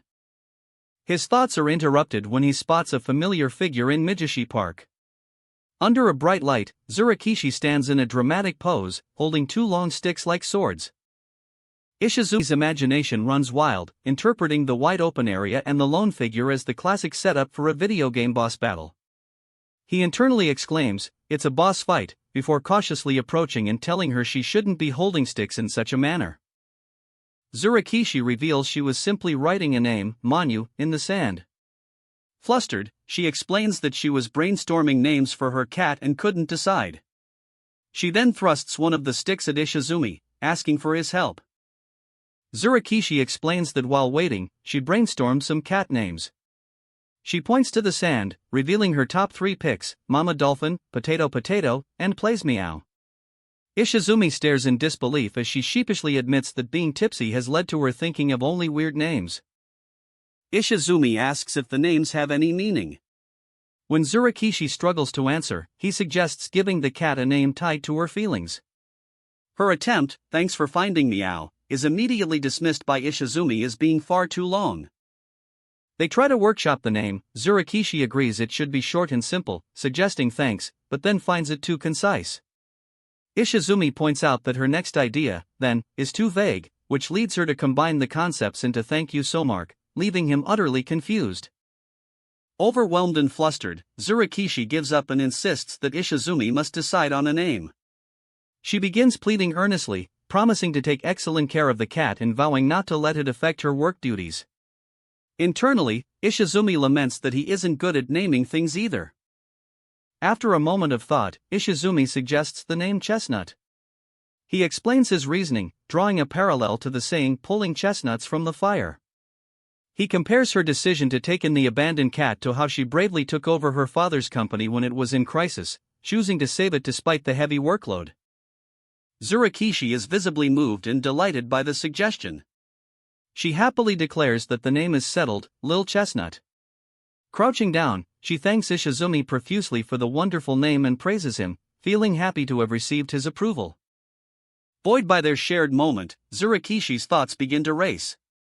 She imagines giving Ishizumi a cute pet name, which quickly escalates into a fantasy of them dating and, eventually, a vision of their wedding day where they finally call each other by their first names. Ishizumi, completely unaware of her daydream, simply looks on in confusion. Snapping back to reality, a flustered Zurakishi decides it's time and directly asks Ishizumi for his first name. The sudden request sends Ishizumi into a 2-second panic. His mind races through possibilities, from lying to feigning ignorance, but he's so overwhelmed that he momentarily forgets his own name. As he struggles, Lil Chestnut meows, potentially offering a distraction. The following morning, Zurakishi celebrates exuberantly in her apartment. After pestering him online until 3 a.m., she finally succeeded in getting Ishizumi to tell her his first name, Kenji. At the office, an exhausted Ishizumi handles business calls, confirming a dinner meeting. A younger colleague notices his fatigue and playfully asks if he was up all night gaming, but Ishizumi curtly denies it, claiming he was just working late. Internally, Ishizumi laments his exhaustion, reflecting that at 37 years old, he can no longer pull all-nighters. He contrasts this with Zurakishi, who, at only 24, can drink heavily and still be full of energy, a fact he finds honestly amazing. Zurakishi approaches Ishizumi, noting his pale complexion and asking if he is okay. He dismisses her concern as simple sleep deprivation. As he begins to bring up the upcoming dinner with Fujiyama Printing, another female colleague interjects, stating that President Hoshi has already put forward a venue suggestion. Ishizumi explains that the dinner with their industry peer, Fujiyama Printing, is an important opportunity to strengthen ties. He fondly recalls a hotel French restaurant he once visited with the former president, suggesting it as the location. Zurakishi's expression immediately darkens as she flatly states, "Don't like it." Startled, Ishizumi asks if she dislikes French food, but Zurakishi clarifies that her issue is with formal dinners themselves. She explains that while she knows it's an unavoidable part of her job as president, she finds the experience of being constantly sized up and judged by business partners and colleagues to be unbearable. Despite her protests about being judged by her age, Zurakishi reluctantly agrees to attend the business dinner just once, much to Ishizumi's delight. She playfully asserts that she will be the one to decide who accompanies her. Later, Ishizumi walks through the city, his mind filled with worry. He considers that their industry peers are competitors and that the president of the larger Fujiyama Trading is known to be shrewd. His only comfort is the knowledge that Zurikishi, being from an upper-class background, should be well-versed in French dining etiquette. His thoughts are interrupted when he discovers Zurikishi on a park bench at night, rehearsing her business pitch with a bottle and glass of wine. As she notices him, Ishizumi's primary thought isn't about her rehearsal, but where she managed to find a wine glass. He reflects that this is the first time he's seen her drink wine, as she usually prefers beer or chuhai. Zurikishi takes a large, noisy slurp from her glass, savoring what she calls the taste of adulthood while noting its strength. Ishizumi, startled by her sudden appearance, addresses her. She continues slurping loudly, trying to pass it off as her usual, refined habit. However, when Ishizumi points out she's clearly not a wine drinker, she immediately confesses that she's practicing because she knows the French dinner will involve wine. Zurikishi explains her anxiety, admitting that while she's 24, people often treat her like a child, and she worries this could lead to the company being underestimated. Ishizumi tries to reassure her, suggesting she can simply drink soft drinks as there's no pressure to consume alcohol. She rejects his suggestion, imagining a scenario where business partners would look down on her for not drinking. Because she anticipates more business dinners in the future, she felt it was necessary to practice with wine. Ishizumi internally thinks she is overthinking the situation. Suddenly, Zurikishi misinterprets his reassurance, turning to him and pointedly asking if his comment means that he doesn't look down on her like a child, implying that he normally does. Before he can properly answer, she cuts him off and makes a demand: if she performs well at the upcoming dinner, he must treat her like an adult. Ishizumi is taken aback, internally noting that she often acts childishly, and wonders what she means by being treated like an adult. Extremely flustered, Zurikishi declares their agreement a promise before hastily running away, shouting at him not to follow her in such a dangerous manner. On the day of the dinner, Ishizumi waits outside a towering skyscraper. He reflects that for the meeting, he'll be relying on manager Kirikawa and another person. Just then, a car pulls up and a woman named Elemi Ishizumi steps out, much to the shock of Zurikishi, who exclaims that she never thought she would be chosen to attend. Zurikishi is taken aback to see Elemi Ishizumi, who has already arrived and is dressed elegantly for the occasion. Elemi notes that Zurikishi is also present and observes that her brother, Ishizumi, is in his usual suit, much to his slight embarrassment. Another colleague, Kirikawa, arrives looking flustered and uncomfortable in a formal dress.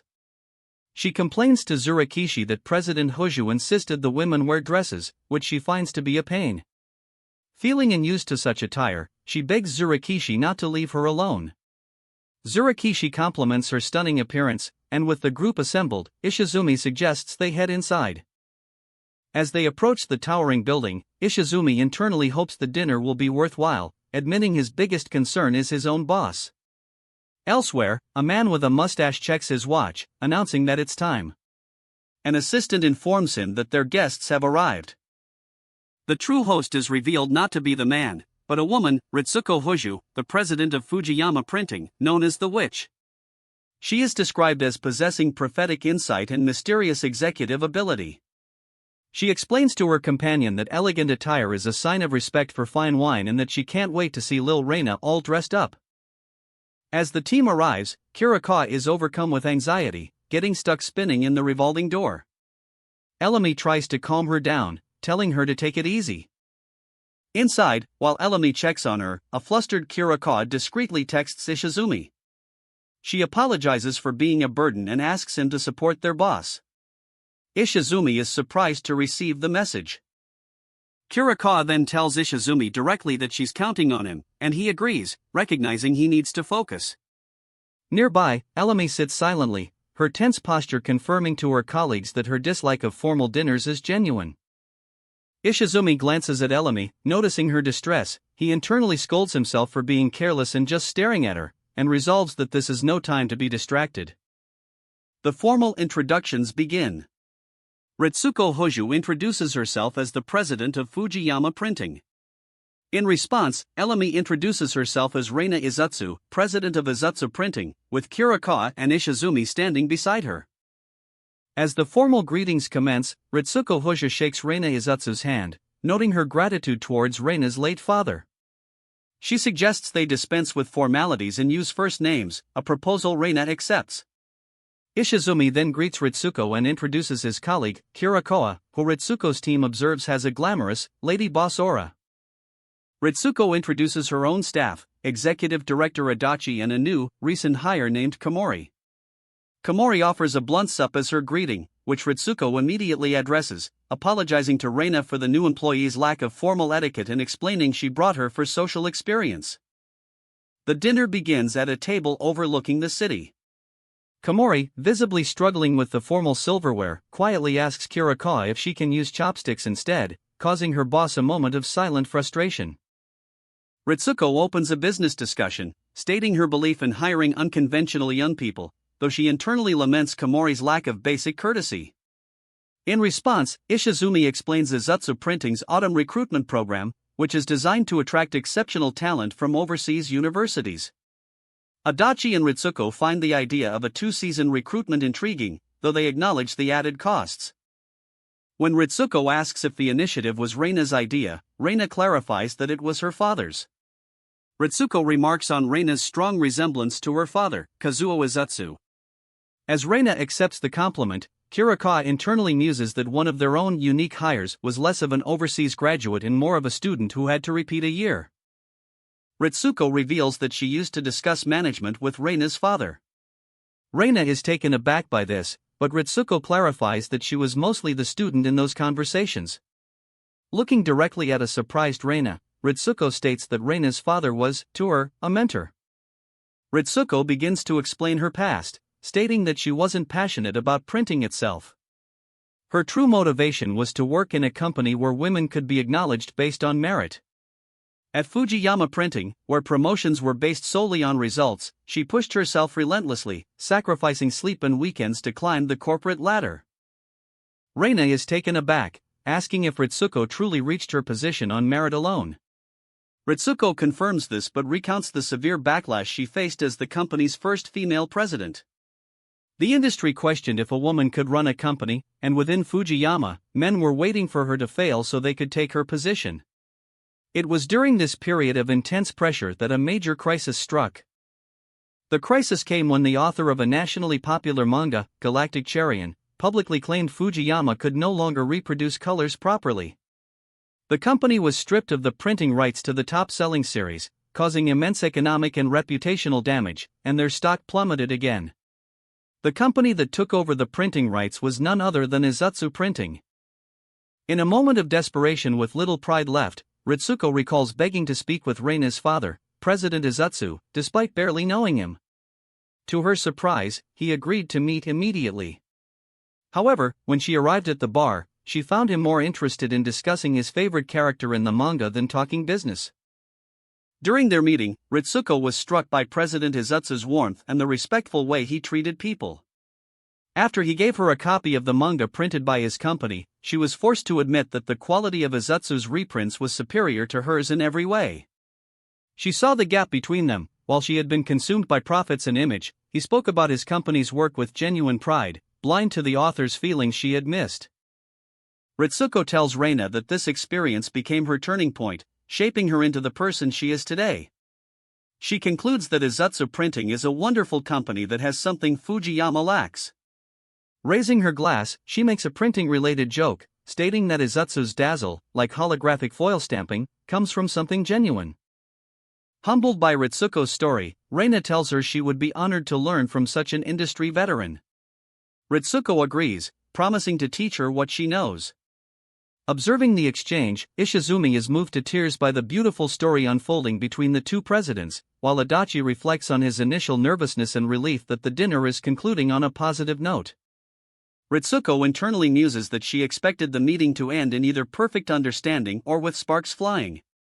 She then addresses Reina, commenting on the immense stress she must be under as a young president and noting her use of alcohol to cope.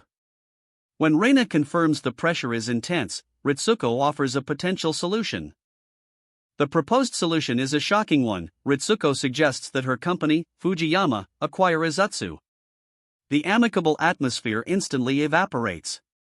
Reina is left stunned, realizing this is not a moment of understanding but the very conflict Ritsuko had anticipated: an acquisition offer. Breaking the stunned silence, Ritsuko calmly states her belief that a buyout of this nature would be mutually beneficial, while Reina's team reels from the proposal. She elaborates on her business rationale, arguing that competition in their industry is intensifying. For leaders like them, she claims, standing still is the same as falling behind. Therefore, she is looking to acquire a strong peer to scale their business strategically, adding that she holds particular respect for Reina's company. Ritsuko's tone becomes more pointed as she candidly questions whether a 24-year-old can truly carry the weight of a company. She speaks as a fellow president, invoking the immense burden of responsibility for hundreds of employees and the thousands of family members who depend on them. She then reveals a startling piece of information: the idea for an acquisition was brought to her after Reina's father, Kazuo Izutsu, passed away. Ritsuko implies that had Reina not stepped in as president, the deal might have already gone through. She quickly feigns regret for her loose tongue, blaming the wine. Continuing her predatory pitch, Ritsuko frames the takeover as a benevolent act. She offers to willingly take on the burdens Reina has been shouldering, promising to see that her father's legacy is safely guarded. Reina's team members internally process the situation with dawning horror. They realize the entire evening, the friendly atmosphere, the personal stories, even the presence of Ritsuko's seemingly carefree colleague, was a calculated performance designed to make them drop their guard for this hostile move. Internally, Kurikawa is both repulsed and impressed by Ritsuko's relentless pressure, wondering if this overwhelming persuasive power is the so-called witch's magic. Ritsuko, however, smiles dismissively, telling them not to overthink what she considers a standard business deal. Ritsuko coldly details the terms of the buyout: the Izutsu Printing name would be changed for group cohesion, and Reina's role as president would be terminated. The statement causes Ishizumi to erupt in anger, leaping to his feet to defend Reina's leadership and the company's success. Kurikawa adds that they take pride in the Izutsu name. Ritsuko scoffs, dismissing their achievements as lingering influence from the late president and cruelly suggesting she understood Reina's father better than Reina herself did. As Reina calls out his name, trying to de-escalate the situation, Komori calmly but firmly instructs Ishizumi to take his seat. She acknowledges his sentiment but makes it clear he is out of line. Komori then turns to Ritsuko and formally apologizes for her colleague's improper outburst. Brushing the apology aside, Ritsuko presses for a decision on her offer. With complete composure, Komori looks directly at Ritsuko and delivers a simple, unambiguous answer: I refuse. The declaration hangs in the air, met by a sharp, angered glare from the witch. Breaking her silence, Reina calmly addresses Ritsuko. She acknowledges the high regard Ritsuko held for her father but counters that even someone of Ritsuko's caliber couldn't deliver immediate results as a new executive. Reina reflects that her father was more of a paternal figure than a corporate leader, but insists that he still left her something of immense value. Reina declares that her inheritance was the dedicated team her father hired and worked alongside. With them, she asserts, she is not alone. She proclaims her vision, to carry on her father's legacy and strengthen Izutsu Printing through her own leadership, with her loyal employees by her side. Ritsuko recalls a past conversation with Reina's father, who had expressed his hope that Ritsuko would guide his daughter when the time came. Struck by Reina's display, Ritsuko internally praises her remarkable command and confidence, admitting to herself that she has no choice but to concede defeat in this confrontation. Reina asks if the buyout offer was merely a test. Ritsuko confirms it was a serious offer for a company she views as a prize worth seizing, but also admits that had Reina shown any weakness, she would have acted to take over that very night. For now, however, she will yield. Changing her tone, Ritsuko pours 2 glasses of wine, stating that this one is on her. She offers a glass to Reina, calling the refined wine a fitting choice for the president she has become. With the city lights behind them, they toast to the continued success of Izutsu Printing. Watching her, Adachi is struck by a realization that she is far more mature than he ever knew, and he finds himself completely captivated by her presence. His admiration quickly turns to alarm, however, as he questions why she is drinking wine when she has only had soda the entire evening. Reina takes a large gulp of the wine, but her mature facade immediately shatters. Her face scrunches up in disgust at the taste. Observing this, Adachi bursts into laughter, asking what's wrong with her expression, while a flustered Reina insists that nothing is the matter. As the dinner concludes, Ritsuko Hoshi bids farewell to Reina, remarking on the enjoyable meal. Still flustered from earlier, Reina quietly pleads for her to stop the teasing about her reaction to the wine. Before getting into her car, Ritsuko tells Reina she was full of surprises that evening. The vehicle pulls away, leaving Reina and her team standing outside the building. Once inside, Komori lets out a sigh of relief, glad they survived the encounter. Adachi agrees, admitting that the sudden talk of a buyout nearly made her heart stop and leaving her to wonder how serious Ritsuko truly was. Suddenly, Ishizumi bows deeply before Reina, offering a sincere apology. He confesses that he was so shaken by the buyout discussion that he completely lost his composure and acted out of line. Reina calmly places a hand on his shoulder and tells him to raise his head. She reassures him that his actions were not a problem. In fact, by taking the initiative, he made it possible for her to follow his lead. She explains the odd phenomenon that his panic actually had a calming effect on her.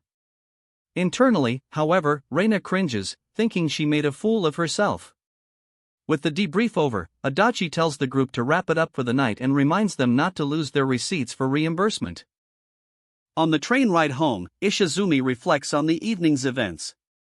He is deeply impressed with how Reina handled herself against Ritsuko Hoshi, standing her ground without flinching. His thoughts also drift to a detail from the dinner. Hoshi mentioned the buyout idea was first brought up when the last president passed away, leaving Ishizumi to wonder who that could have been. He continues to admire Reina's performance, thinking she was absolutely dazzling and wishing he could have praised her on the spot. His thoughts are interrupted by a notification on his phone. A message from Reina simply reads, "Wait him," which she quickly clarifies with a follow-up message, "My place." Ishizumi is stunned by the sudden invitation to her apartment. Realizing he can't simply ignore the message now that it's marked as read, he feels compelled to go. His mind races, recalling Reina's earlier demand at the bar to be treated like an adult. His imagination gets the better of him, conjuring a suggestive fantasy that causes him to physically hit his head in embarrassment, trying to regain his composure. After arriving at her apartment building, Ishizumi finds the door unlocked. He cautiously enters the dark apartment, announcing his presence and wondering what he should even say to her. He is met with a shocking sight. Reina is slumped against her coffee table, surrounded by empty cans and completely intoxicated. She babbles incoherently, her hold on language having completely slipped, shattering all of Ishizumi's flustered expectations. Ishizumi is stunned by Reina's behavior, recalling she was perfectly functional at dinner. His confusion deepens when she looks at him and addresses him as Ma, prompting him to question who she thinks she's calling Mom. He comes to a shocking conclusion: Reina has regressed into a baby, a rebound effect from intense, prolonged stress that she had joked about before. As if to confirm his theory, Reina sits on the couch making incoherent baby noises, baffling even her cat. Reina makes crying sounds and gestures for Ishizumi to sit next to her. Despite his exasperation, he feels he needs to be there for her. She then crawls onto his lap, snuggling into him and murmuring his name, Izumi-ai. In a moment of lucidity, Reina confesses that she tried her best at the business dinner. She reveals that the other company's president was beautiful and smart, which made her feel incredibly scared and nervous, especially when a buyout was attempted. Her mind flickers between her adult responsibilities and her current state, struggling to articulate her need to protect the company.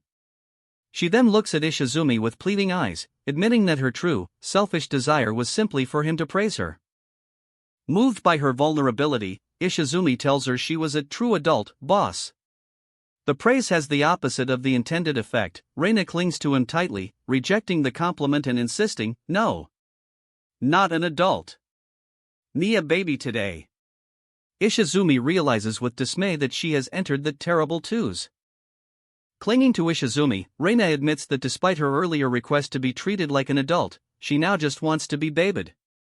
She confesses that the effort of acting grown-up has completely worn her down and pleads for genuine praise, not just lip service. Ishizumi internally notes the irony of her request, given how she had just brushed off his attempts at praise. Before he can respond, however, Reina succumbs to her fatigue, passing out from sheer exhaustion while still holding his hand. Watching over the sleeping Reina, Ishizumi quietly gives her the sincere validation she had asked for. He tells her that he was there with her the whole time, watching, and that she was truly wonderful. The next morning, in a different location, a blue-haired woman wakes up groggily. She complains about drinking too much the night before and yawns, her memory hazy. The only thing she can recall is fooling around with someone named Izumi.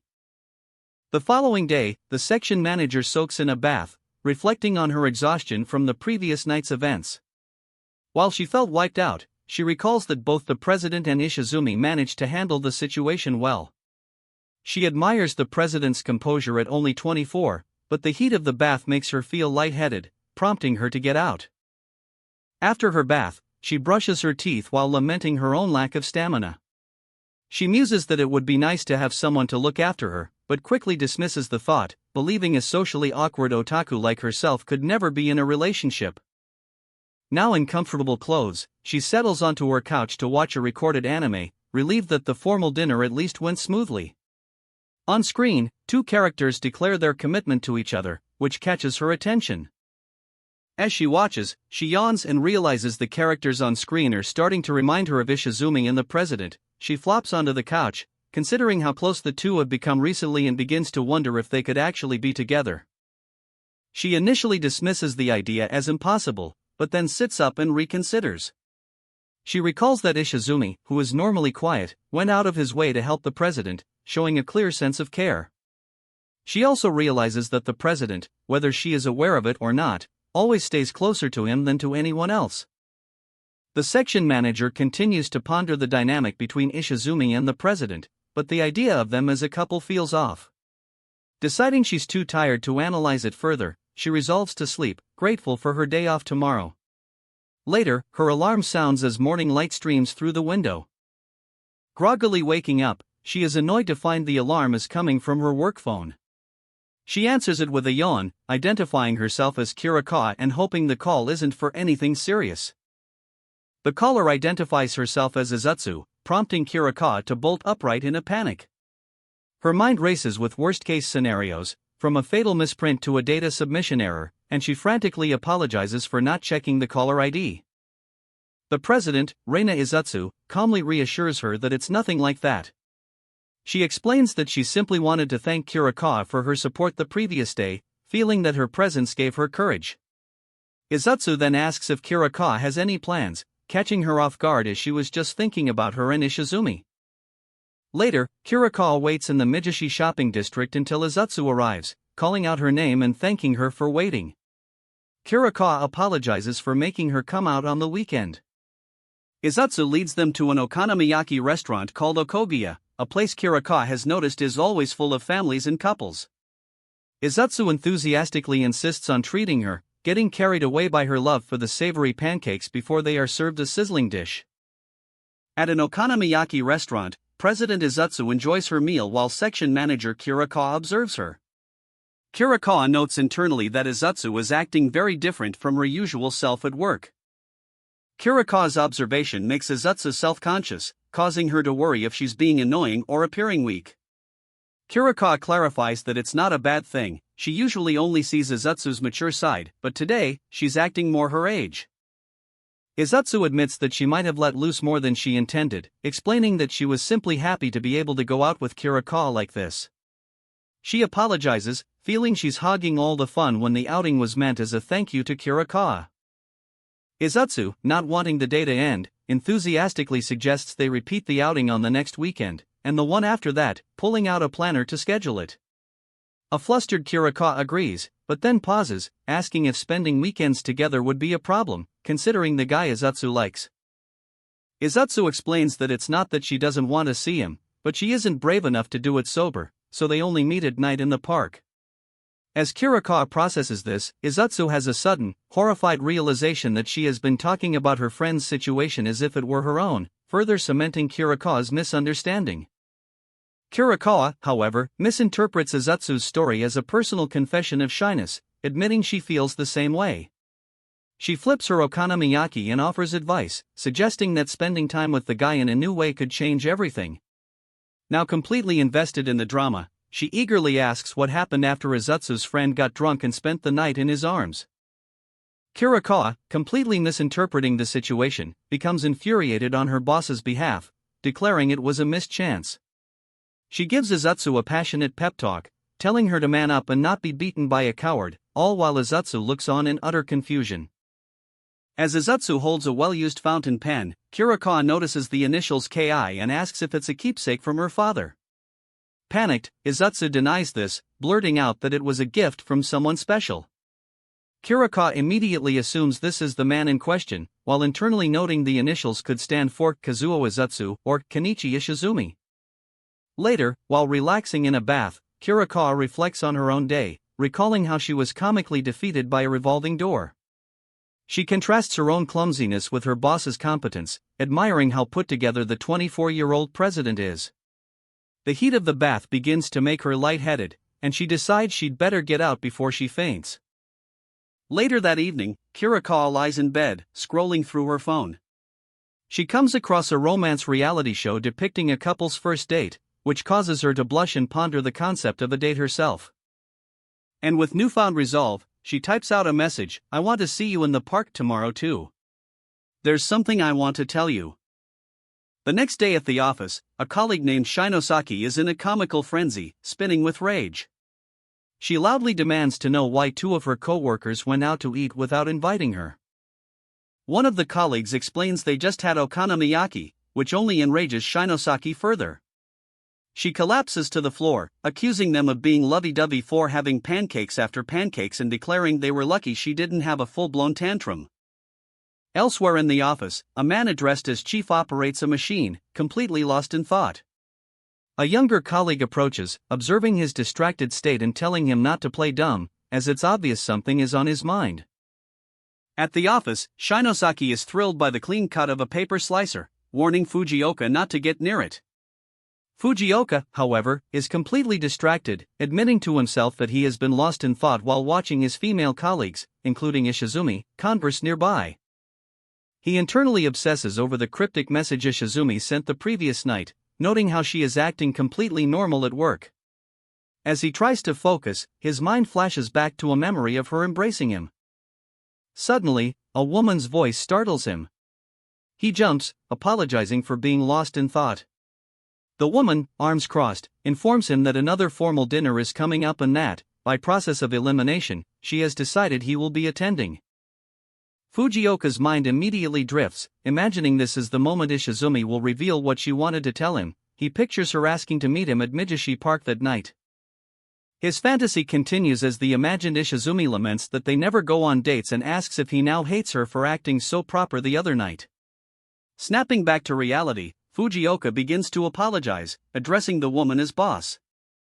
The woman turns around in frustration, revealing she is not Ishizumi. She shouts that her name is Izumi and that he has mistaken her for someone else. Izumi stands alone, processing what the drunken Ishizumi has just told him. He struggles to understand how to respond to her confession, which was prompted by his earlier mistake of forgetting who she was while she was drunk. Ishizumi, sensing his silence, insists that her feelings are real and not just a product of her intoxication. She admits, however, that alcohol is the only reason she can be so honest and spill her heart out to him, something her sober self could never do. She reflects on her past, recalling that she has always been stubborn, competitive, and a bit of a show-off, traits that only intensified when she became president. She confesses that being drunk and talking to Izumi is the only time she feels she can truly be herself. Leaning against a tree for support, she reveals her deepest insecurity. She wants to meet him when she's sober, but she is terrified that he won't like the person she is without the influence of alcohol. Internally, Izumi grapples with his own complex emotions. He acknowledges that he already likes her, whether she's drunk or sober, and wants to see her outside of the park. Yet, a conflicting thought arises. Precisely because he likes her, he feels he shouldn't see her anywhere except for these nighttime encounters, leaving his feelings in a state of turmoil. As Ishizumi repeats her fear that he won't like her, Izumi's serious contemplation is broken by a realization. She has been directing her entire heartfelt confession to a tree. He looks on in disbelief and asks, "Izumi, you have a twin?" Izumi tries to create distance, telling Ishizumi that he's older than she thinks and that their lives are too far apart for her idealized image of him to be true. She passionately refutes this, insisting he's a wonderful and kind person. Internally, Izumi reminds himself that she just mistook him for a tree, but then he begins to make a proposition. He suggests that someday, when they both gathered their courage, they should meet in this same park as their true selves, without any drinks. Ishizumi enthusiastically agrees, declaring it a promise and asking him to keep visiting her until that day arrives. Izumi accepts the promise, but Ishizumi, in her drunken state, decides they must seal it with a kiss and lunges towards him. A panicked Izumi tries to fend her off, insisting that getting kiss-happy while drunk isn't right. The next morning, Ishizumi wakes up still giddy from the previous night. Cuddling her cat, she excitedly recounts her promise with Izumi, misremembering his words as a desire to marry her. Her cat, however, knows he said no such thing. Lost in daydreams, Ishizumi begins to fantasize about their first sober date. She suddenly realizes that because she's always drunk and it's always dark when they meet, she has never actually seen Izumi's face clearly. She imagines him waiting for her at a train station, calling her by her first name, Reina. Her fantasy takes a negative turn as she imagines Izumi apologizing for being late. Instead of a cute reaction, she pictures herself responding with cold criticism about his time management. She collapses in frustration, recognizing her own tendency to become colder and more awkward the more she likes someone. Shaking off her self-doubt, Ishizumi reassures herself. Izumi promised to wait for her, they see each other at the park, and they text every day. Convinced he isn't seeing anyone else, she decides that as long as she can learn to be sober around him, everything will be fine. Her heart swells with affection, and she longs to see him soon. Suddenly, a vivid and mortifying memory from the previous night surfaces, showing her drunkenly clinging to Izumi in the park and repeatedly demanding he tell her what he loves most about her. The stark contrast between her fantasy and the reality of her behavior causes her to recoil in absolute horror. The newly surfaced memory continues, revealing a drunken Ishizumi clinging tightly to Izumi on a park bench. She repeatedly asks if her actions are because he thinks she's cute. Izumi, feeling the mood shift into something couple-like, internally steels himself. He attributes her behavior to everything she blurted out while intoxicated and resolves to stay strong, forbidding any slip-ups or misconduct on his part. Suddenly, Ishizumi lunges in for a kiss. Izumi recoils in shock, internally questioning why she becomes so fixated on kissing when she's drunk. He tells her she can't just kiss someone unexpectedly. Ishizumi shyly confesses that she's never kissed anyone before and wants her first to be with someone special. Izumi, realizing he can't take something so important from her in her current state, firmly tells her it's not happening, leaving her looking dejected. Undeterred, Ishizumi pivots to a new suggestion, blushing as she holds up her beer can and proposes an indirect kiss instead. But when Izumi dismisses the idea as childish, she forcefully crushes the can, splashing the remaining liquid all over his head. With a pout, she argues that if it barely counts, there should be no issue, and playfully threatens more direct methods, forcing a flustered Izumi to concede. With the last can of beer crushed, Izumi tells a still drunk Ishizumi that he will go buy another one. He decides on a canned coffee from a nearby convenience store instead. At the store, Izumi purchases a single coffee, thinking that any more alcohol would be bad for Ishizumi's health. As he's about to leave, the clerk, a female classmate, stops him with a question she feels compelled to ask: why do he and Ishizumi never come to the store together? The unexpected question flusters Izumi. He internally panics, thinking that being seen together in a well-lit public place might lead to them being recognized. Unable to give a real reason, he stammers a vague excuse that it must just be a coincidence before hastily leaving the store. The clerk is left holding his forgotten change. Back at the park bench, Izumi has returned and pops open the can of coffee for Ishizumi, who excitedly tells him to drink first so she can have a sip right after. Ishizumi is giddy with excitement at the prospect of an indirect kiss, playfully praying for forgiveness from her father. After Izumi takes a sip, she takes her turn, savoring the moment. She giggles to herself, thinking how fun it is to flirt with him. Her thoughts then reveal her true feelings. While she did want to meet outside the park, she considers this place their special, sacred spot, just for the two of them. Ishizumi savors her drink, internally cherishing the private moment and thinking that no one can disturb them. Her thought is cut short as a voice calls out "Hey," startling both her and Izumi. The voice belongs to the convenience store clerk, who runs towards them while waving and calling out, "Hey, sir." Izumi looks on in confusion while Ishizumi is completely shocked by the sudden and public intrusion. The convenience store clerk cheerfully calls out to Izumi and Ishizumi. Izumi recognizes her, while Ishizumi is startled by the sudden interruption. Internally, Ishizumi panics, wondering who this girl is and why she has intruded upon their sacred spot. The clerk, oblivious, expresses her relief that they are still there. The clerk then turns her full attention to Ishizumi, smiling as she declares that Ishizumi has just taken the top spot on her list of people I'm dying to see. The statement sends a profound shock through Ishizumi, triggering an emergency alert within her intoxicated mind. A visualization of her psyche reveals a military command center at DEFCON 1, with Commander Reina issuing orders to eliminate the flirty intruder who dares to approach her man, authorizing lethal force to protect her time with Izumi. However, other facets of her personality interject. A composed staff officer Reina advises maintaining composure to avoid a negative impression, while a vulnerable baby Reina warns that panicking will only worsen the situation. For the moment, they decide to simply monitor the adolescent girl and conduct themselves as adults. The convenience store clerk dismisses Ishizumi's confusion, explaining that she had to rush over to return the change Izumi forgot. Internally, Ishizumi's command center breathes a sigh of relief, concluding it was a narrow escape and that the clerk is just a nice girl after all. Noting the darkness, the clerk decides it's better to hand the 787 yen change directly to Izumi, placing the coins into his open palm. The moment their hands touch, Ishizumi freezes in shock. Inside Ishizumi's mind, the command center erupts into chaos. The commander persona slams a button labeled lariat, screaming that the clerk intentionally grabbed Izumi's hand to steal him away and vowing to use every wrestling move in the book against her.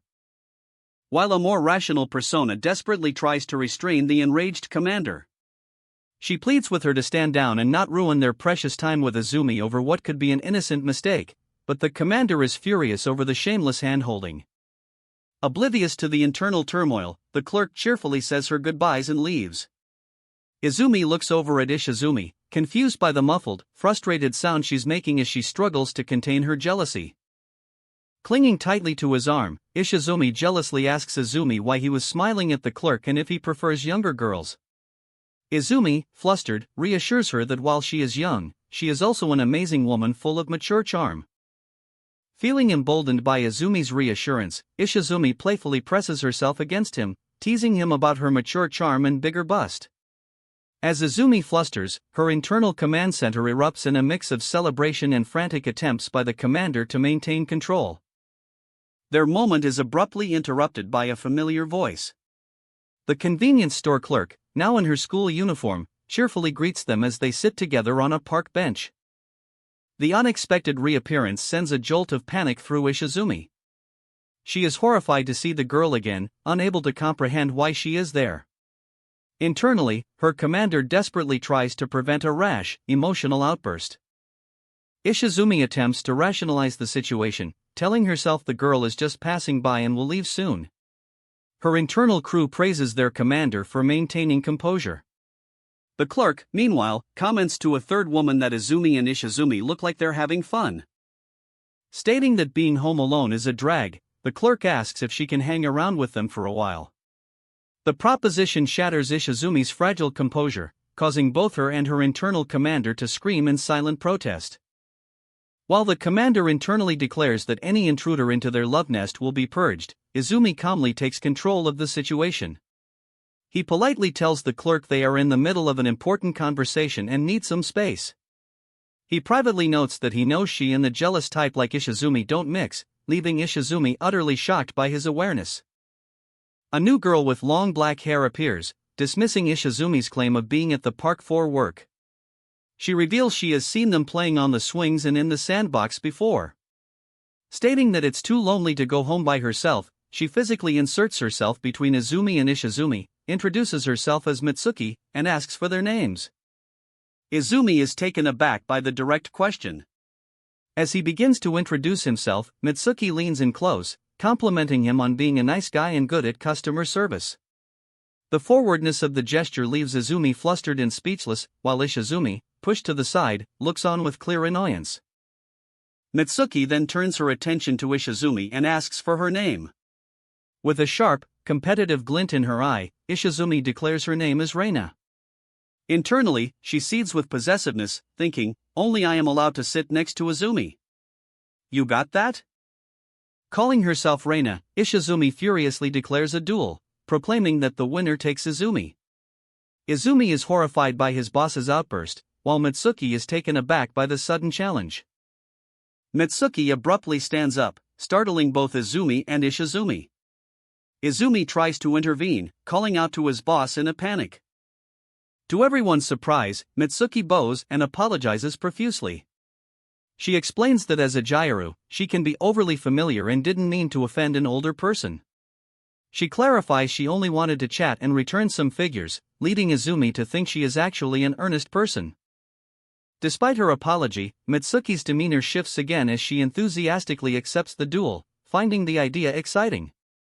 Her eagerness reignites Ishizumi's competitive fury, who concludes that Mitsuki must genuinely want Izumi. When Mitsuki asks for the plan, Ishizumi states that since Mitsuki is trying to steal what is hers, they will compete in a field she excels at, amateur wrestling. Before Izumi can react, Ishizumi swiftly grabs Mitsuki and forces her into a painful submission hold.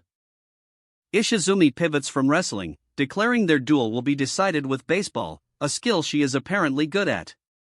Mitsuki eagerly agrees, but Izumi points out the logistical problem of finding equipment at such a late hour. Mitsuki, however, suggests the convenience store where she works might have what they need. At the store, Mitsuki's manager, Nishina Kojima, confirms they do sell a children's baseball set. When questioned about the strange inventory, she explains with deadpan logic that as the owner of the franchise, she stocks what she finds fun, regardless of sales. Later, at a dimly lit park, the duel is set to begin. Mitsuki holds the ball and glove, establishing the rules: 3 pitches, winner takes all. Across from her, Ishizumi stands ready with the bat. And as Mitsuki winds up for the first pitch, Ishizumi grips the bat with fierce determination, vowing that she will not lose Izumi. Despite her resolve, Ishizumi swings with all her might but completely misses the slow-moving ball, which plops anticlimactically onto the ground. She stumbles from the force of her own swing, cursing in frustration at her failure. Embarrassed, Ishizumi explains that she couldn't hit the ball because it's dark, she's drunk, and the pitch was too slow compared to the 140 km/h fastballs she's used to hitting at batting cages to relieve stress. Having processed her mistake, she readies her stance again and demands Mitsuki bring on the next pitch. Mitsuki throws the second pitch, shouting that it's coming. Ishizumi focuses, believing she can connect with the ball even if she loses sight of it until the last moment. As she grips the bat, the top button of her shirt strains under the pressure. With a determined expression, Ishizumi swings with all her might, but misses the ball completely.